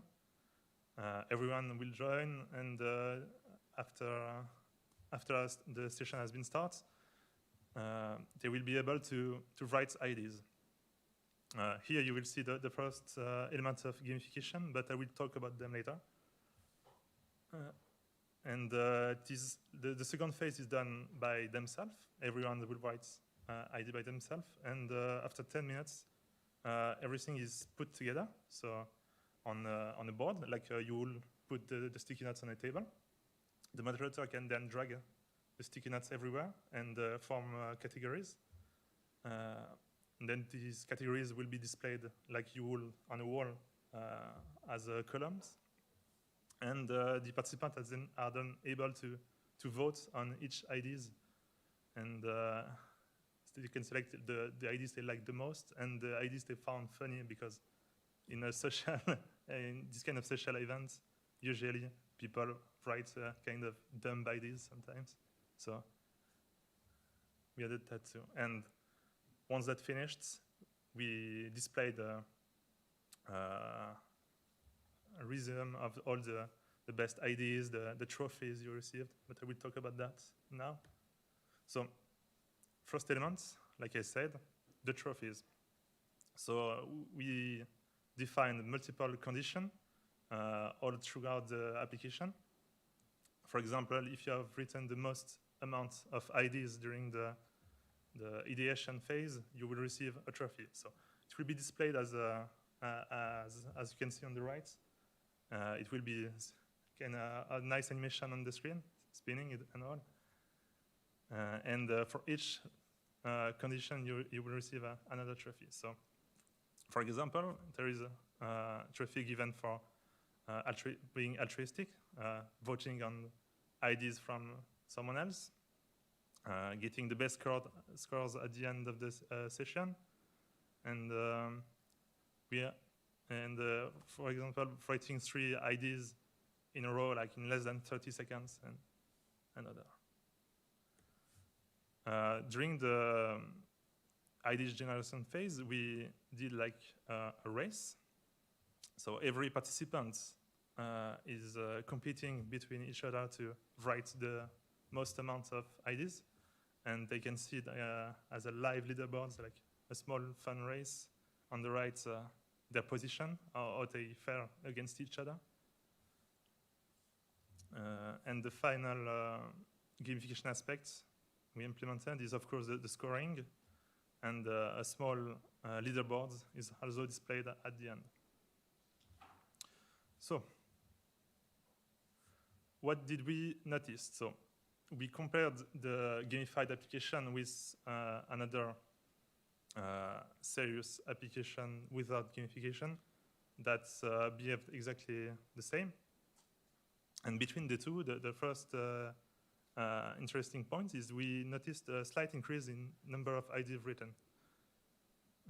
But for the creative process, you will have to see this afternoon. It was a bit mitigated. And the most important point is the number of participants that found that prefer the gamified solution. It's not everyone, so that's something I took note from the other presentations, that gamification is not for everyone, like we saw this morning, and some prefer not having this kind of solution in serious tools that they use for learning or collaborating with others. So that's something we noticed. Some people don't like them. All right. So what we want to do for the next steps. So we want to explore new gamification elements. It was quite difficult with a brainstorming solution, notably for the creativity aspects, the number of ideas written, since when you do a brainstorming, the first step in the process is writing the ideas. So everything you implement for the gamification that will be in the next step of the process, they will have no influence at all on these kind of factors. So it was hard to influence this part of the solution. We are now adding more analysis tools for the moderators so that they can get better ideas about the creativity process. And that was the initial planning for the project, was to have an in-person solution, to have the giant touch table where you could drag and drop digital post-its, and every participant would have a tablet at their disposition to write their ideas and send them on the table. So that's in the works too for the future.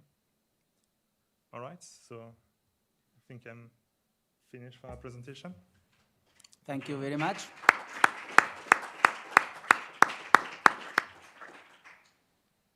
Thank you, Corentin. Any questions, please? Yeah, sure. Is there some mechanism to avoid cheating, or is there a risk that you take the gamified part too seriously in regards to the brainstorming part? So if I know that there is a success for sending 3 messages in a row with less than 2 seconds, I might write as an ID A and then B. Yeah. We noticed that some participants did absolutely that. So some cheated to get the best score. So.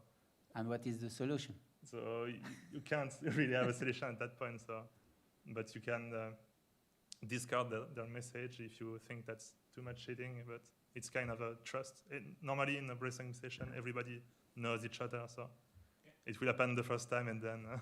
So, but for example, the moderator can, for example, delete or rank or do some, moderation actions in order to avoid such behavior and to have a better scoring at the end. Yeah, it would be nice, but it was not implemented in our solution. But we thought about it after seeing people cheating during the process. Another question? I find it interesting that you have a trophy for being altruistic. Could you explain how it is defined to get this trophy? So altruistic is when you are in the voting process. So we wanted to prevent cheating a bit too. So like you could vote only on your ideas, so get better scores. So we gave trophies for being altruistic. It's voting the most on other people's idea. So you get this kind of feedback too. Yeah, go. I have a question quite resonates with the previous talk about collaborative aspect and competitive aspect. Because brainstorming usually there's no the element of competitiveness is not obvious.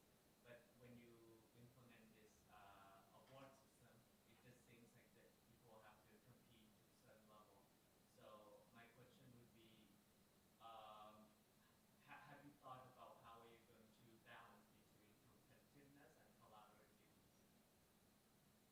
Yeah, so we noticed that too, that competitiveness is not always a good thing during gamification, because some people don't react well to it. And we thought about adding other elements. So during the race, like every 5 IDs, you would get trophies that get better and better. So just to encourage more people just collaborating and not give too much weight to the winning person. So that it would balance a bit the two. Yeah, Mela?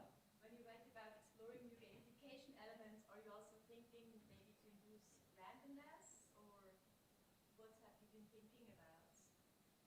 Randomness, like Randomness, like using the dice and then just one idea gets picked, or I don't know what, because surprise and unexpectedness could be part of game design.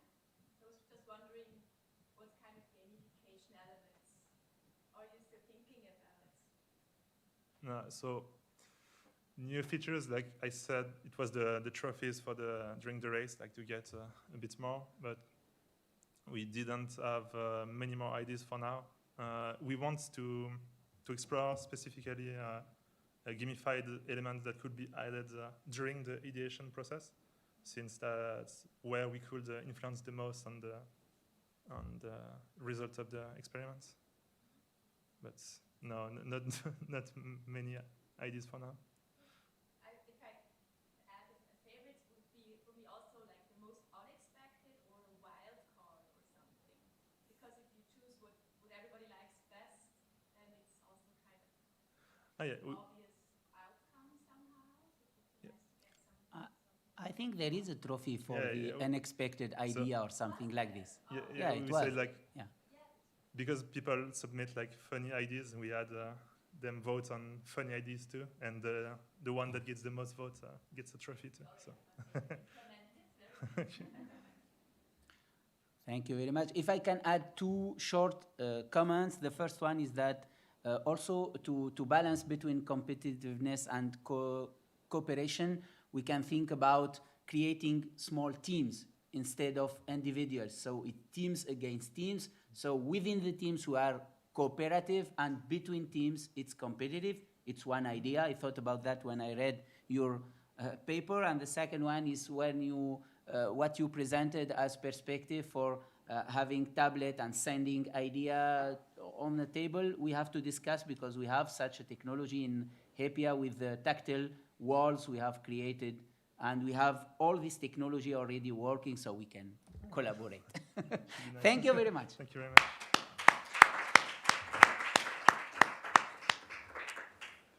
Okay, so thanks to all the speakers, and now we will take some breaks or not, because we are late. Very short break. Okay, we will only take 5 minutes break in order to invite guests for the round table. So is it 53? Let's begin at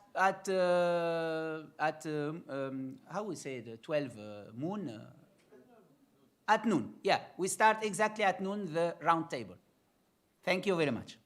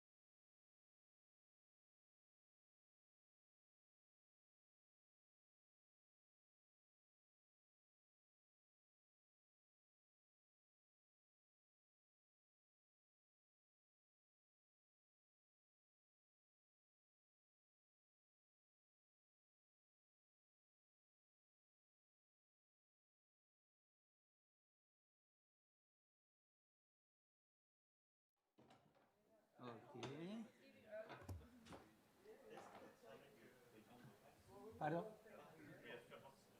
Well, do you hear us? Yes, Okay, nice. you hear me too?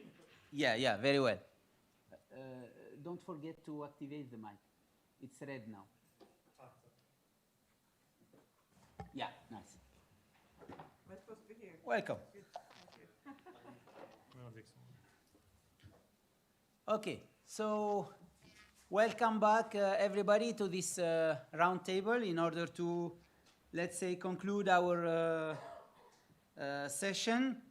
I will start by a short introduction, saying that I have read in the result of a survey realized recently in 2018, and this survey said that by 2020 and after, there will have been significant advances in the adoption and use of gamification. It will be making waves on the communication scene and will have been implemented in many new ways for education, health, work, and other aspects of human connections, and it will play a role in the everyday activities of many of the people who are actively using communications network in their daily lives. This is a survey, and there is a lot of experts in this survey, and 67, I think, agree with this statement. But then what arises, the question of today is the comment I read on these statements, which is a comment made by Mike Lebold, which is a researcher and a fellow in the Institute of the Future, world-leading foresight, education, and future organizations, who said, the development of serious games applied predictively to a wide scope of human activities will accelerate simply because playing is more fun than working. And this raises my questions. Are we moving toward a gamified society? Is it a good idea to inject or to use gamification and serious games in all processes of life, business, work, etc.? And what I want really to discuss with you in this roundtable is more about limitation, bad sides of this gamification and serious games, because we know very well the advantage and the added value. And I want to share with you, in fact, three main questions, and then I will let you talk. The first one is it only a wave, or are you agree with this statement? This is the first question. The second one, is it possible to use gamification and serious games when the objective can be the opposite, is to be trained to boring activity, to have discipline, to follow rules, to be in a stressful situation? So are there a coherency between this and that, or we can manage to couple them? And the third question is it only our way to adapt to this new generation of gamers, lazy users who need fun to work? So this is my questions, and I will try to have your idea, speakers and also the audience. So who want to start? Well, I can start. I can say I'm totally gamified. Because on reflection, I never knew anything about gamification before. But I've been in research and jobs for a long time. And I only enjoy a job if it's a challenge. I only write papers because there's a deadline and I get a reward, I get accepted. So if all these rewards weren't there, I just wouldn't do that. I mean, and if I had a few boring jobs in my life, so after 2 years I cleared away. So I think gamification is an inherent part of human nature.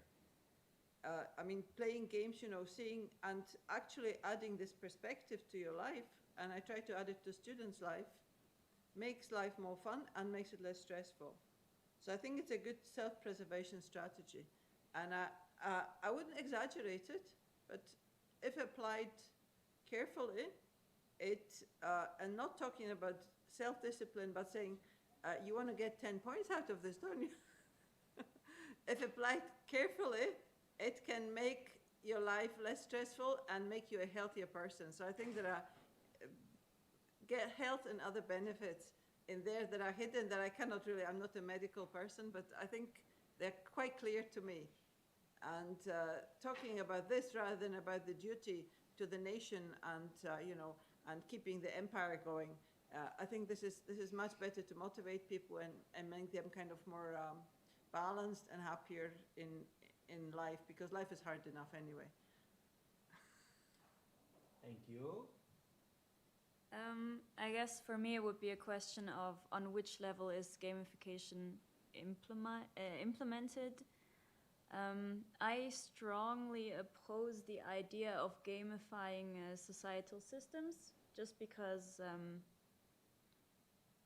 I don't think that's a place for game mechanics. And I think there's a difference between creating incentives and rules and creating a straight-on gamified experience. I think there goes a lot more design into gamification than there is in just making rules and then consequences if you act accordingly or if you don't act accordingly. With regards to the negative outcomes of gamification elements, we have to look at social media. And with regards to the statement that you made in the beginning, with people saying that in 2020 there would be huge impact by gamification in communication. Definitely 100% that's the case. If we look at Instagram, Facebook, and TikTok, that is gamified from beginning to the end. It's not a coincidence that people spend hours and hours on these platforms. And I feel like this really shows us maybe the danger also that comes with gamification, depending on who uses it and for what purpose people use it. This is why I think gamification really is here to serve the user, the person who uses the application, to improve some aspect or to learn something. And if it's not that, then it's a bad thing, actually, I will believe.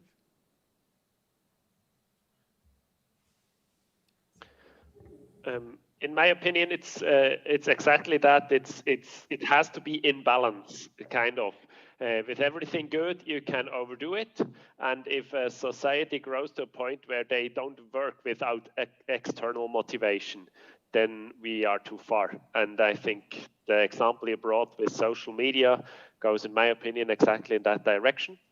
And therefore, I think we should apply it selectively to harvest this benefit in these specific occasions or areas where it is best applied, or we profit without that part of bringing the whole society to numbing them down to it needs to have additional rewards, else I don't do it. So this inherent reward is still needed.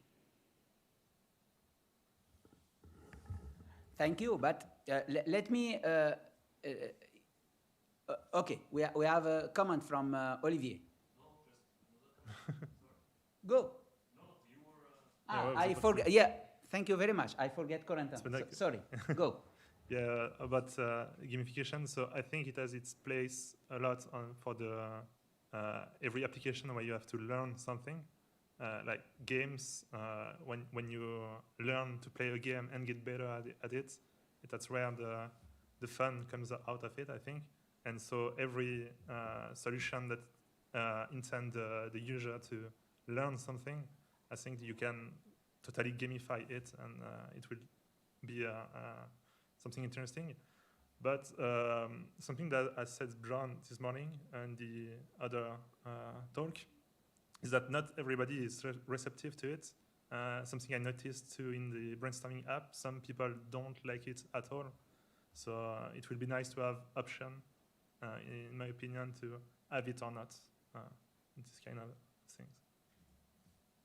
Thank you, Corentin. But I have let's say a challenging question. How do you answer people who said that in the life is not a game, life is serious.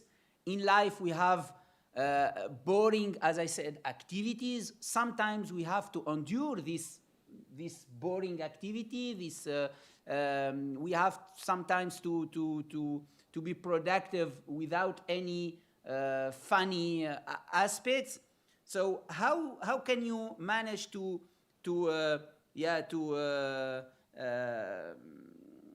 educate and learn and train people with funny stuff, gamified, etc., and then ask them afterward to support and to endure such activities, such stressful situation, boring situation, realistic situation, etc. How can we manage this transition? We have Stefan who want to say something about that. The issue is not to try to balance a boring activity with something casual or fun. The issue is to transform something boring into something interesting. Then, if you can succeed for every boring thing, making it as efficient as before, or even better, but not boring, that would be a gamified product, a gamified process. From my point of view, every activity can be seen from other perspective. The old-fashioned way was no pain, no gain. If it's not painful, well, it cannot be good.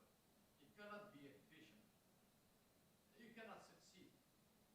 And from my point of view, every boring aspect of life can be looked from another perspective. Not always fun. I think it is a challenge. Okay, so what I get from your comment, Stefan, is mainly we have to make a clear distinction between fun and interesting, challenging, if I get the idea. Yes, and not try to get into a conflict. Oh, this is serious stuff, and it is painful. It must be balanced sometimes with another process, and then you have always this controversy. And if you take a look at the time, then okay, during 1 hour it could be boring and efficient, and then I can rest a bit my mind. And no, instead of having something unbalanced like that, looking at the whole process and putting everything on the table and rethink every boring process. Yeah, and I'd like to add, I think it's also an attitude thing. If you grow up with this playful idea of learning and doing tasks and looking at the things that you do, that will definitely also influence the point where you mentioned there would be discrepancies because you would get out of this playful environment and into real life. I would assume that real life would start to change because if you grow up with this way of thinking, you will take it with you. Of course, we would have the generational discrepancies there, but that would adapt with time, I would say. Yeah. Another aspect I think in this part is in a lot of areas we only focus on the fun part of game design, the white hat modification. But I think in motivation part you also have the not only the rewards, also the punishment, the black hat motivation part. So good game design or a serious game doesn't have to be only fun. So it also has this part of pressure or pushing someone forward. So you have a balance between these two. So I don't think that gamification is only fun. It is a tool to create good motivation for a process.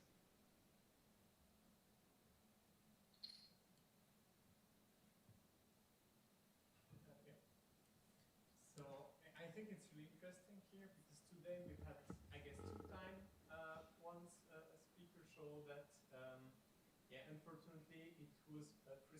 think.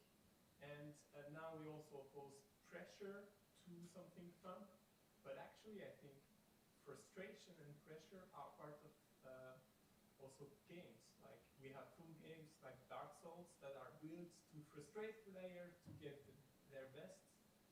So I think we also have to redefine, or we start on the wrong assumption, saying that there is some stuff that are fun in life and some stuff that are boring.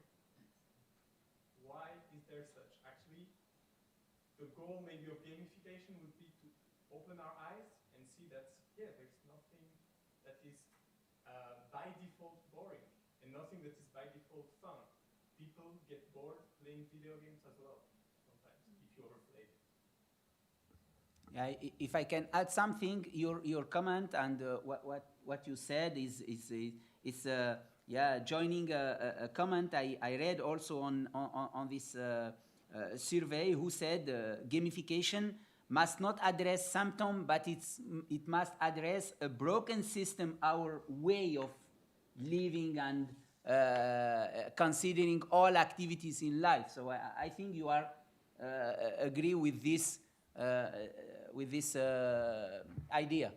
Yeah, I think that's there are some attitudes I see at the university where people say, you know, learning has to be pain. Okay, that's what they believe, or some of them believe learning has to be pain. Old school.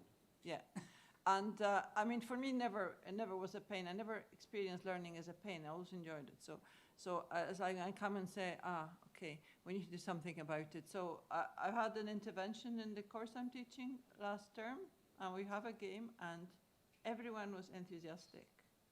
And they even went, like, after the course was administered and tested in class, they came back to it, to the game, before the exam to use it for review.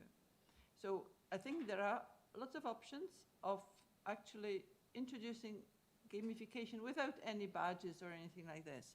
It's just a slightly different environment where they're learning, which takes away the pain of learning, of remembering how the whole workbench works, and just focuses on the learning core of the stuff that they need to learn. And in a game, you can create an environment which makes it easier. And they actually loved it. So I think there are, if we think about it carefully, about how we teach, we can say teaching does not have to be, you know, hammering with a hammer 24 hours, right? There are various types of hammers. Some are lighter, some are heavier, but we can choose the right hammer for the job, you know. And gamification could be a correct kind of hammer for a lot of situations. And I think, you know, I really quite like, I mean, that's why I've been trying to modify the teaching, so that it doesn't really look like, you know, taking a 5-kilo hammer for 5 hours, right? Because that would kill me as well.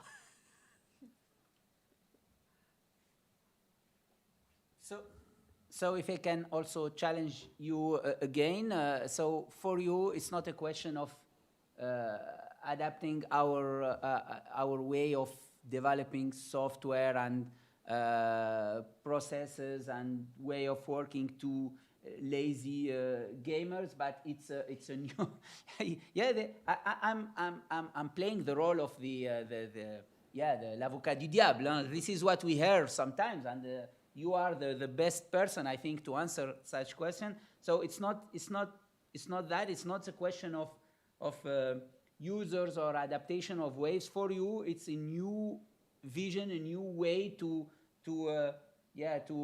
implement and to perform any activities involving work and business and whatever. I guess the beauty of games and gamifications in general is that they adapt to the skill of the user. So you can create a lot of very interesting experiences and adapt a difficulty accordingly. The thing that you say about, do we have to appeal to these lazy gamers now? Is that where we are? Two things on that. Gamers are not lazy. Gamers are highly motivated because they love the game so much. They invest so much time into it. And it will never stop fascinating me, just the thought of being able to use this motivation for educational purposes. So rechanneling that love that people have for a specific game and putting that into math or, I don't know, physics, something like that. So that's point number one. Gamers are highly fascinated with a specific topic. Point number two, yes, we have to cater towards people who are very used to getting entertainment freely and very easily at every corner of their life. There's a lot of money invested in how to make people stay on your platform or buy a product. And I think it's getting out of balance with money that's invested in how to help people learn something or invest in self-growth or whatever not. And I believe with the new functionalities and knowledge that we have about games, gamification, and AI and all of this, we need to use this knowledge for informative purposes. We have to, because it is being used for entertainment purposes, and we need to level the playing field in that sense.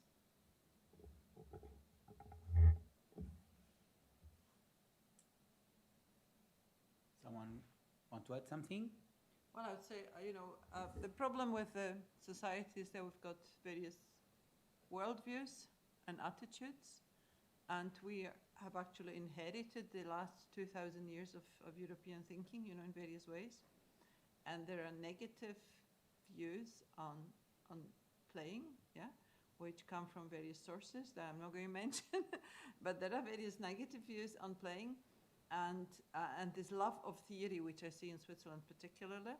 The word theory is like, so you say theory, you think, oh, godlike status. So there is people see theory as like this godlike thing there, and they see like playing a game to learn something as something completely different. It's like it's a different world. So there are some basically understanding problems and social things that we have, and we're like fettered, with these chains. To say, to come to school, you have to sit there and you have to like work like this and be disciplined and all this. And so we have mental models which are not actually suitable. We've inherited those. So we need to think about when we work individually, what is good for me. And actually, try various ways of learning. What I see in school, try various methods, because like 3 people will be fine with this. And 30 will be fine with something else. So it's a diversification, I think, and trying to address everyone's needs, because people are different and they come with different ballast. So it's like looking critically at what we're doing every time and trying to, just playfully modify small elements to see if that's good or something else is good or better. I think we have got lots of scope for own creativity and trying things out. In particular in technical universities, where we have a different audience from the ETH or EPFL, where everyone is like a heavy-duty theoretician, can calculate everything in 2 seconds, or they think they can. Thank you. So if I try to sorry, go Corentin. Yeah. I think it's very interesting too that we can gamify practically anything. I think because if you know about idle games, it's just game where you just click, and that's all you do in all the game. You just click, and you get a score, and you can buy a thing. And if we can gamify this kind of solution, I think we can apply the same thinking about practically everything. Even the simple action can be gamified. So. Yeah, we managed the worst case already. This is what we said. Okay.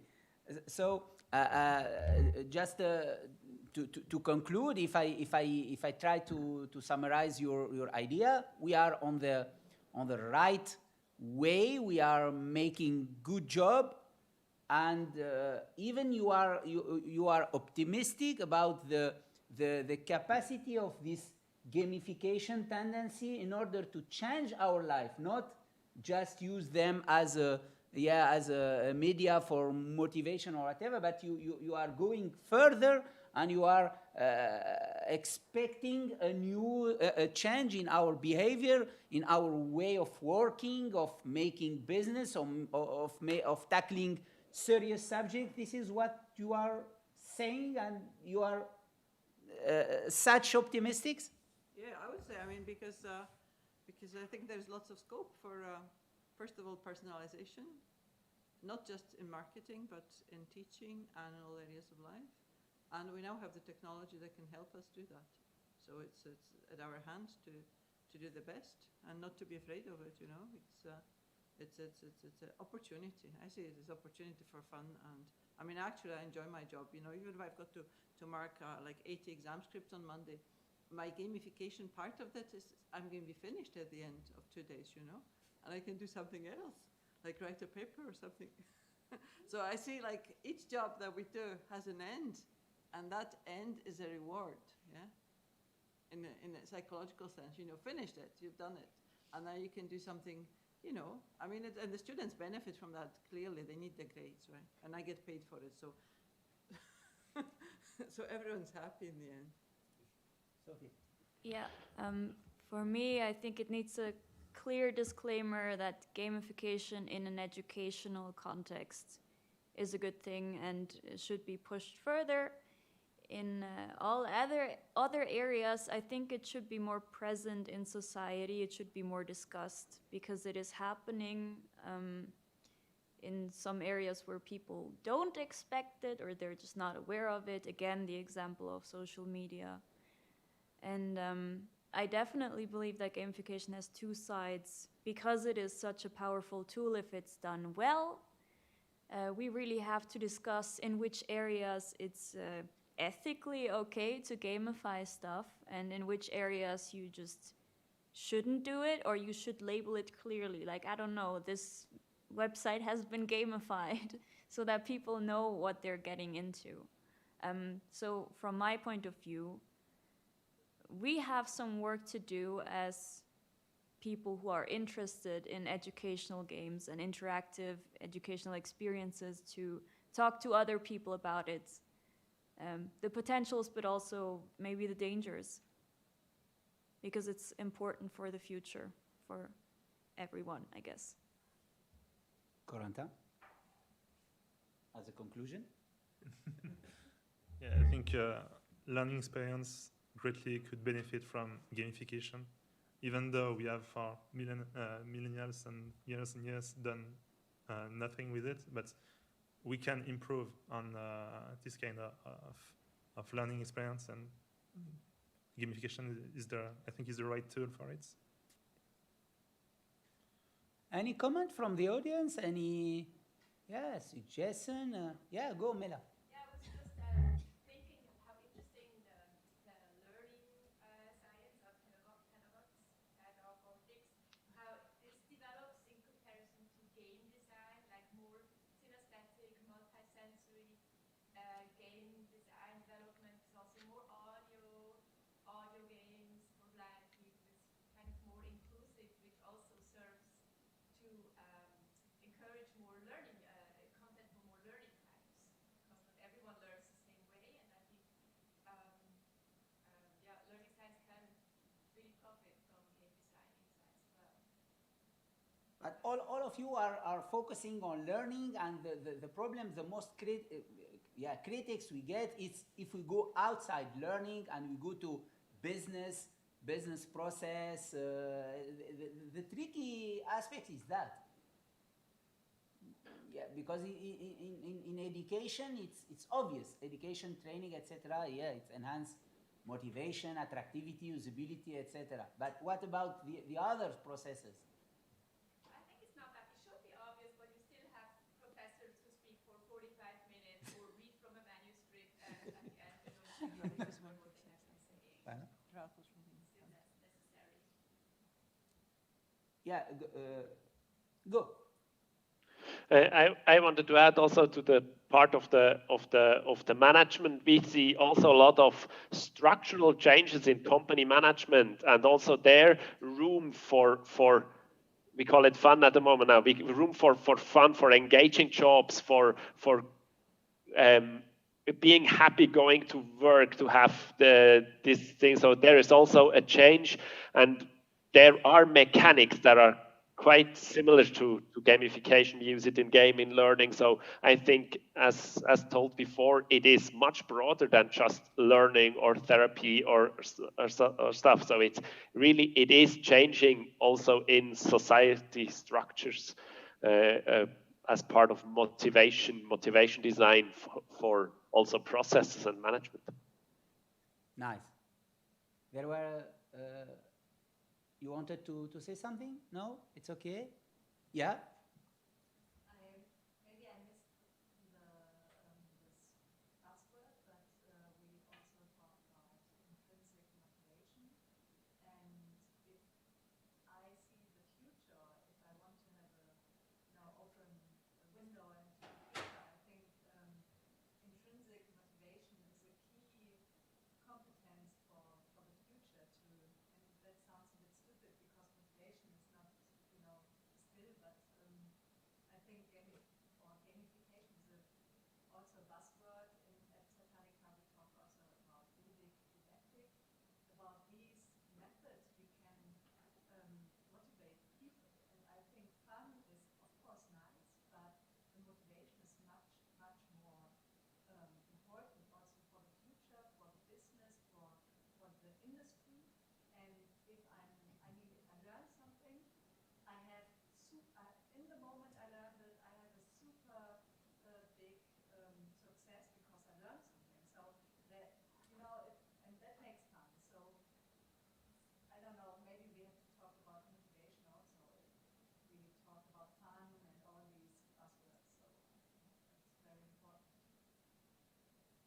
Just to build on that comment, coming from business, I would say we talked yesterday about mindset shift, change management, and behavior change or behavior adaptation to the new rules of doing business or transformational leadership. I think all these topics could be in the public or private sectors, management level, collaborators level, and not only students. We will need to move because also the old generation, X generation, Y generation, are also looking for new way of self-development. So it's not only hype for the Z generation, but also for all the, it has to be inclusive, thinking not only to the very young people who have grown up with these tools, but also thinking about how the world will continue to evolve and adapt. And this is, I think, a wonderful tool. And are you optimistic for that? Yeah. Nice. Can I make a short comment? First, I think gamification is one of the tools. Like I'm gonna use learning as an example. So at school, people can learn from doing exercise. People can learn from reading group. People can learn from doing group activity. Like gamification can be one of the tools that help people learn. And it's not like we can inject gamification in all the thing, the means that we teach people. I think it's one way to help them to learn, to create a new option, or to diversify the options, just like you mentioned. So then more people can feel engaged to learning or to try to solve difficult stuff or learn difficult things. The second thing I want to mention is like social media. You mentioned about people mentioned about addiction to social media. I think gamification might be one of the components, but there might be other components that actually make us addicted to social media or make that can have bad influential or consequences to behavior. The last thing was, I forgot. We talk a lot about fun and being fun, playing games or gamification.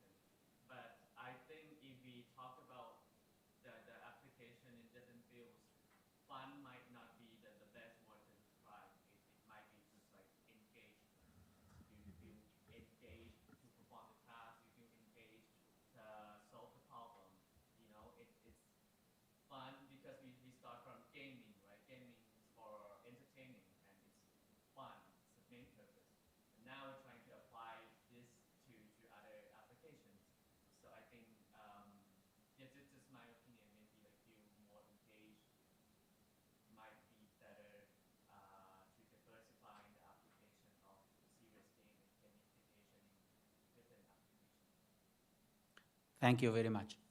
Okay, so thank you, all of you. I thanks again our speakers. I thank all the audience for this nice discussion. Now we will have a break and we will come back at 2 p.m. for the next session. Thank you very much.